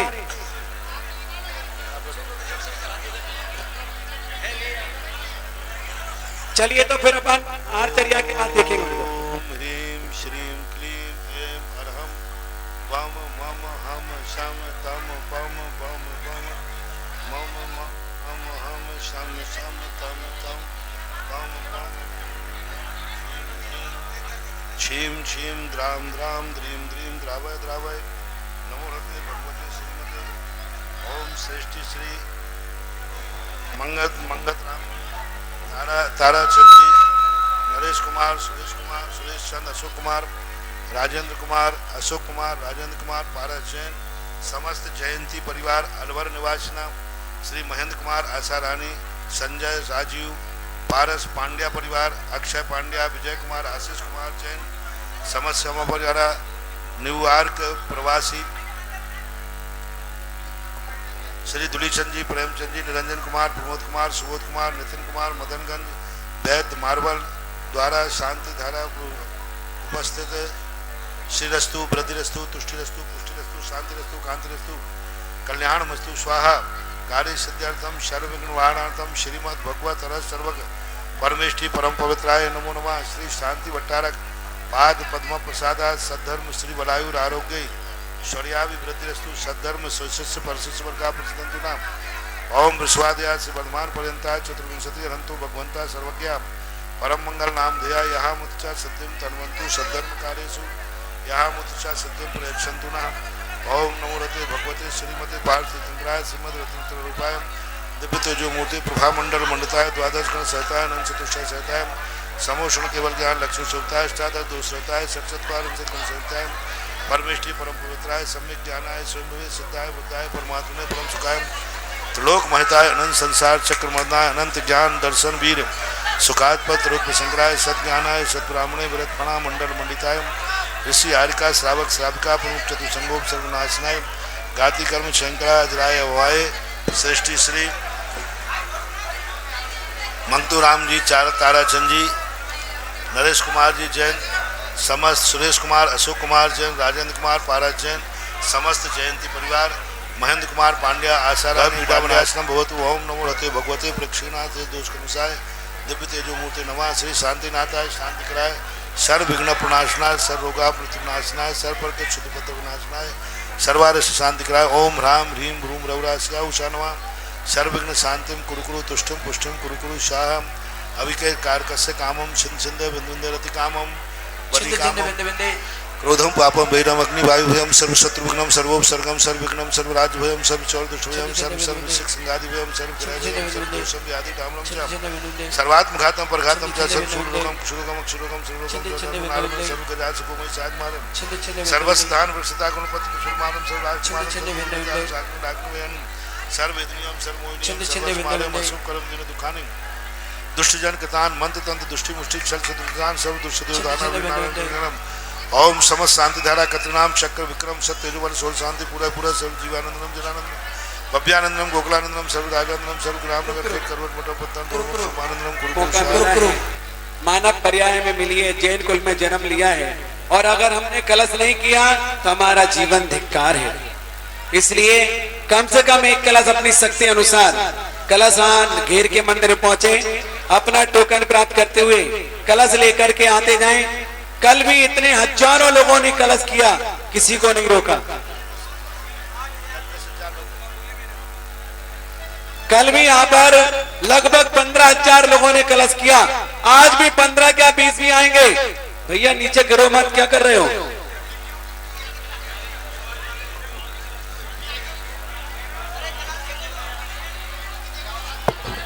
मोबाइल वाले फोटोग्राफी ना करें, समय बहुत लगता है। हेलो हेलो राजीव भाई, गुस्सा गानेर में जाने ओ क्या बात हो गई, भूगर्भ से प्रकटित भगवान से मुलाकात हो गई, भूगर्भ से प्रकटित भगवान से मुलाकात हो गई, सागानेर में जाने और क्या बात हो गई, सागानेर में जाने और क्या बात हो गई, गुरु के वचनों से करुणा की बरसात हो गई, गुरु के वचनों से करुणा की बरसात हो गई।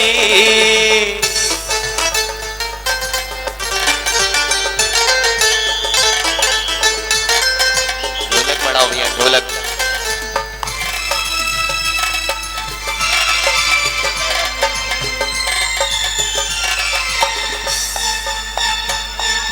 करुणा के धारी गुरु उपकारी बने ही दयालु है गुरुवर, करुणा के धारी बने उपकारी बने ही दयालु है गुरुवर, प्रेम से हाथ जिनके सिर पे रखते हैं, दुख चिंताओं से वो ना कभी डरते हैं, सुधा सागर जी के हाथों ये करामात हो गई। देखिए ये करामात गुरुदेव ने अपनी तपबल की साधना से इन भूगर्भ से प्रकटित भगवानों को निकाला और हम सबको इस दर्शन का सौभाग्य प्राप्त किया। कितना बड़ा पुण्य है। जरा दोनों हाथों को ऊंचे करिए। क्या किया गुरुदेव ने? सुधा सागर जी के हाथों ये करामात हो गई, सुधा सागर जी के हाथों ये करामात हो गई, भूगर्भ से प्रकटित भगवान से मुलाकात हो गई, भूगर्भ से प्रकटित भगवान से मुलाकात हो गई, सुधा सागर जी के द्वारे क्या बात हो गई, सुधा सागर जी के द्वारे क्या बात हो गई, भूगर्भ से प्रकटित भगवान से मुलाकात हो गई, भूगर्भ से प्रकटित भगवान से मुलाकात हो गई।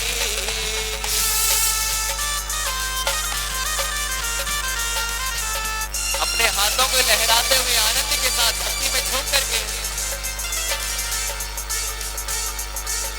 बड़े मृदुभाषी है पूर्व आभासी है कपट विनाशी है गुरुवर, बड़े मृदुभाषी है पूर्व आभासी है कपट विनाशी गुरुवर, मन के मंदिर में इनको ही दिखाया है, इनने एक बार दर्शन इनका पाया है।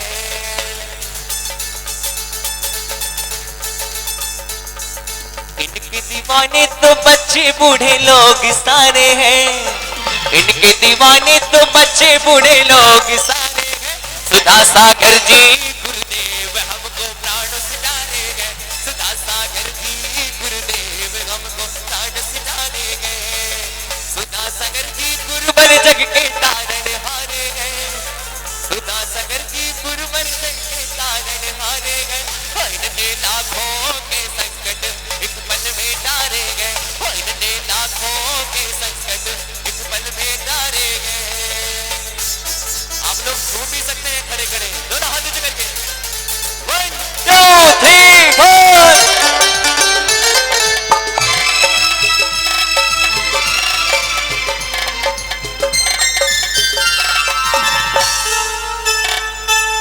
करुणा के धारी गुरु उपकारी बड़े ही दयालु है गुरुवर, करुणा के धारी गुरु उपकारी बड़े ही दयालु है गुरुवर, प्रेम से हाथ जिनके सिर पे रखते हैं, दुख चिंताओं से वो ना कभी डरते हैं। जिनका सहारा न कोई ये दो उनके सहारे हैं, जिनका सहारा न कोई ये दो उनके सहारे हैं। और हमारे गुरुदेव ने कितने लोगों के कष्टों का निवारण किया है। शांति धारा अपने मुखार बिंदु से की, और जिसने अपने माथे पर गंधोदक लगाया है उसके भय, रोग, शोक, संकट का निवारण हुआ है। हमने तो प्रत्यक्ष उदाहरण देखा है। शेची के एक बुजुर्ग जो जिनकी आयु लगभग 72 वर्ष की है, उनकी स्थिति 1.5 वर्ष पहले क्या थी, मरणासन स्थिति में थे, लेकिन आज वो इतनी अच्छी स्थिति में है। निरंतर गुरु चरणों में नतमस्तक होने के लिए आते हैं, अपने मस्तक को झुकाते हैं, और गंधोदक को पाकर के जब जाते हैं यहाँ से तो स्वस्थ हो जाते हैं। ऐसे कई उदाहरण हमने देखे हैं। इसलिए से एक बार जोर से जयकारा लगाइए, बोली जगत पूज्य मुनि पुंगव श्री सुधा सागर जी महाराज की। जिनका सहारा न कोई ये दो इनके सहारे हैं, जिनका सहारा न कोई ये दो इनके सहारे हैं। वो इनने लाखों के संकट एक पल में तारे गए, इनने लाखों के संकट एक पल में तारे गए। सुधा सागर जी गुरुवर जग के तारन हारे गए, सुधा सागर जी गुरुवर जग के तारन हारे गए। इनने लाखों के संकट एक पल में तारे गए, इनने लाखों के संकट एक पल में तारे गए।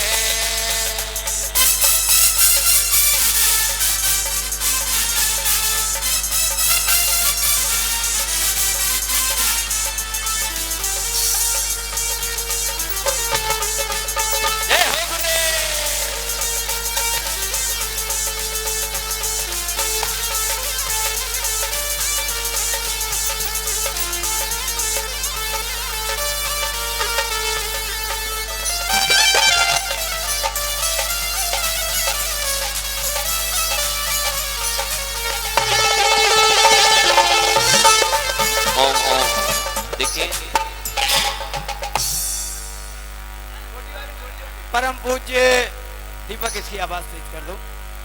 परम पूज्य मुनि पुंगव सुधा सागर जी महाराज के शुभ आशीष से आप लोग व्यवस्थित ढंग से आइए। प्रशासनिक अधिकारी व्यवस्था बना रहे हैं। आप श्रीफल को नीचे चढ़ाइए, और जो आपके रुपए हैं उनको भी आप नीचे डालते जाइए। दान पेटी यहाँ पर रखी हुई है। और देखिए इलेक्ट्रिशियन ध्यान दें, एक पंखे में पीछे करंट आ रहा है, उसको व्यवस्थित कर दें। महिलाओं की तरफ, महिलाओं की बैरिकेडिंग की तरफ महिला पुलिस अधिकारी थोड़ा सीमित संख्या में महिलाओं को छोड़ें, वहां से थोड़ा कम महिलाओं को छोड़ें। व्यवस्था बनाने में सहयोग करें सभी लोग, प्रशासनिक अधिकारी चाहे महिला पुलिस अधिकारी हो, पुलिस। अगर थोड़ा सा भी आप धक्का मुक्की करते हैं तो ये मान के चलिए किसी को भी चोट पहुंच सकती है। मात्र धक्का देने में और धक्का देने से बचने में 10 मिनट का अंतराल पड़ेगा, और 10 मिनट में हम कहीं दुबले नहीं हो जाएंगे, और 10 मिनट में कहीं भगवान कहीं दूर नहीं चले जाएंगे। भगवान तो यहाँ हैं, यहीं रहेंगे। शाम को 5:30 बजे यहाँ से बिहार करके मंदिर के अंदर जाएंगे, और मंदिर में भी विराजमान हो जाते हैं, तो भी आपको भगवान के दर्शन वहाँ एक साथ करने का मौका मिलता है। ये नहीं सोचिएगा कि यहाँ से भगवान चले जाएंगे तो फिर भूगर्भ में जाएंगे, भूगर्भ में नहीं जाएंगे। अंदर मूल नायक भगवान के गर्भगृह में विराजमान रहते हैं। आप पूरी रात दर्शन करो, कहीं कोई निषेध नहीं। धक्का मुक्की करने से अच्छा है कि शांति के साथ नमोकार मंत्र पढ़ते रहो और दर्शन करके बढ़ते रहो। जो लोग हमारे चयनितर भाई हैं जो दर्शन करने आए, अगर वो मंदिर में अंदर नहीं जाना चाहते हैं तो इन बहुमूल प्रतिमाओं का दर्शन करके यहाँ के यहाँ भी बाहर निकल सकते हैं, इसमें कोई बाधा नहीं है। और यह जो भव्य आयोजन देख रहे हैं, संत शिरोमणि परम पूज्य आचार्य भगवान गुरुदेव विद्यासागर जी महाराज के 50वें दीक्षा महोत्सव के पूर्व, जो परम पूज्य गुरुदेव ने परसों कहा था, यह देव रक्षित जिनालय के दिव्य दर्शन आचार्य महाराज के 50वें दीक्षा दिवस के ही उपलक्ष्य में आप सबको कराए जा रहे हैं। परम पूज्य मुनि पुंगव सुधा सागर जी महाराज के श्री सानिध्य और हमारे प्रतिष्ठाचार्य प्रदीप भैया के मार्गदर्शन में अब से दोपहर में आहार के बाद पुनः एक बार शांति धारा का अवसर आप सबको मिलेगा। और जिन्हें शांति धारा के साथ ही अभिषेक पुरुष महानुभावों को लेना है सौभाग्य, वह सब प्रकार के कलश यहाँ उपलब्ध हैं। और अंतिम कलश जो भक्ति कलश है वह आप 5100 रुपए की राशि के साथ पीछे घेर के मंदिर से प्राप्त कर सकते हैं। 11 पहली कलश होगी। वाला हुई। तत्पश्चात परम पूज मुनि संघ सामायिक के लिए जाएंगे, सामायिक करेंगे, उनके आवश्यक है वो संपन्न करके ठीक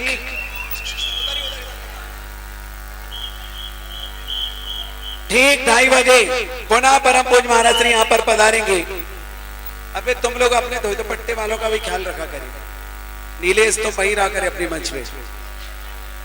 ठीक 2:30 बजे परम पूज महाराज श्री पुनः आएंगे, फिर एक चौथी बार शांति धारा होगी और ठीक 5 बजे फिर एक शांति धारा होगी, जो लास्ट में 5 बजे भगवान के सिर पर ही शांति धारा करने के पश्चात श्री जी का विहार होगा, मंदिर के मूल गर्भगृह में विराजमान हो जाएंगे और तत्पश्चात यहाँ पर दर्शनों का कार्यक्रम प्रारंभ कर दिया जाएगा। 6 बजे से लेके 7:15 बजे तक परम पूज महाराज के साथ में जिज्ञासा समाधान का कार्यक्रम बने ना रहे। होगा। इतना जोरदार जयकारा हो कि लगे आनंद की सीमा का हमने पार पा लिया है। इतना जोरदार जयकारा हो कि लगे सृष्टि पर आने के बाद हमें जो प्राप्त करना था वो हमने प्राप्त कर लिया है। दोनों हाथ ऊपर उठा करके जयकारा लगाना। बोलो जगत पूज्य मुनि पुंगव श्री सुदास सागर जी महाराज की, समस्त मुनि संघ की। मित्रों, हर क्षण बस यही भावना भाना कि जगत पूज्य मुनि पुंगव सुधा सागर जी ऋषिराज, कितनी करुणा आपने हम सब पर की, कितनी दया हम सब पर की, आपने दया की, तभी हम आज इन जिन बिंब के दर्शन को प्राप्त कर पा रहे हैं।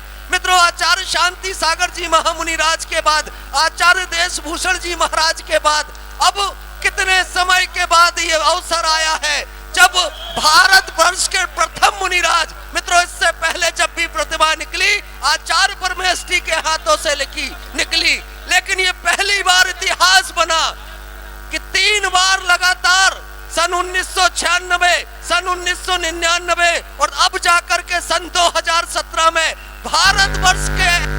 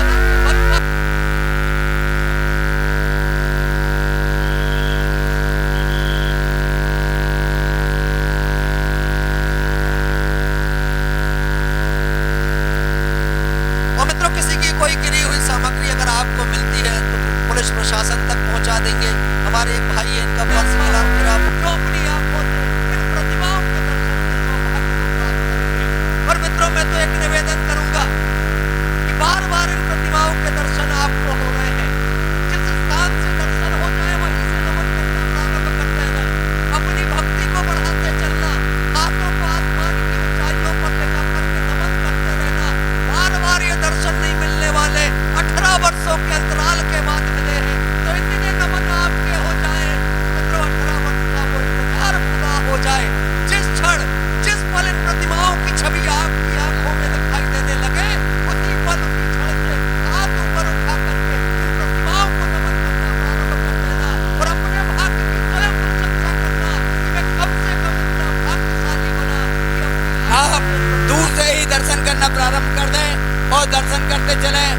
आगे बढ़ते चले। जिन्हें कलश लेने का और भगवान के महाभिषेक करने का सौभाग्य प्राप्त करना है, 12 बजे से श्रद्धा कलश यहाँ प्रारंभ हो जाएंगे। पीछे गेर के मंदिर में कलश उपलब्ध है, शुद्ध धोती दुपट्टा उपलब्ध है। वहीं से आप शुद्ध धोती दुपट्टा स्नान करके पहन के आए और भगवान का महाभिषेक करने का सौभाग्य प्राप्त करें।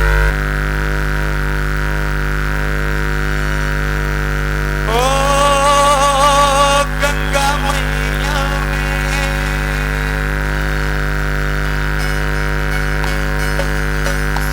गंगा मैया में जब तक ये पानी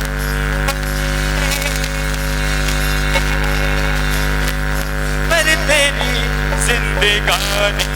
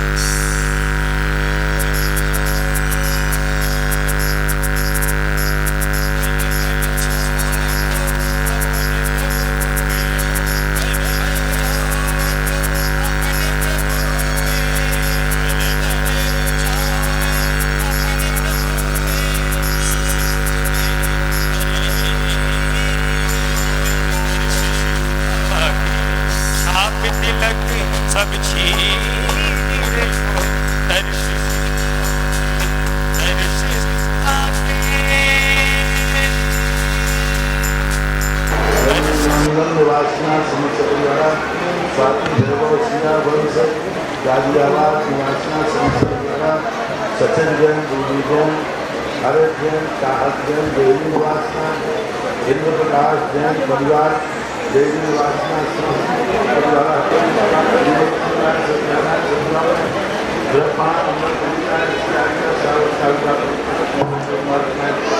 हाथी का शंकराय श्रीमान श्री सुशीली जैन श्रीमती सुशीला जैन स्वप्न जैन विकास जैन तारा देवी वर्मन निवासना समस्त परिवार स्वाति जयभर सियावर गाजियाबाद निवासना समस्त परिवार सचिन जैन रोही जैन हरत जैन चाहत जैन देवी व्याधन घिनंतु श्रीजनाभिषेक पूर्ण प्रसादा सर्वदेवतानां जब नाशनभूति ओम नमो भगवते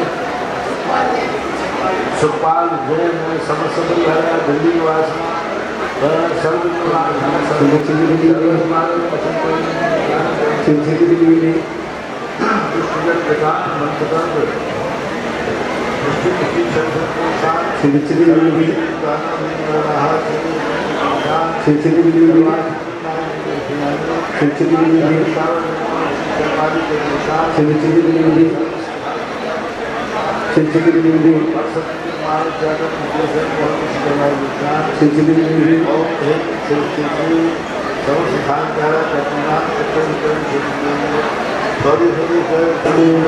तथास्तु तथास्तु तथास्तु तथास्तु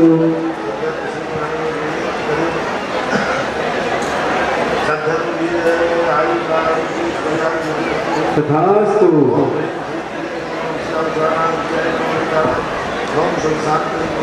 स्वाहा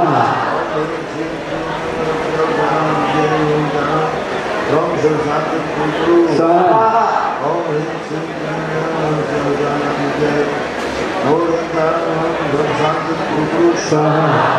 आयुर्वल्ली विलासम सकल ज्ञान वीरम वीरम शरीरम समन श्यामम तमो ज्ञानानां देशस्य राज्यस्य पुरस्य राज्य सर्वों शांति भगवान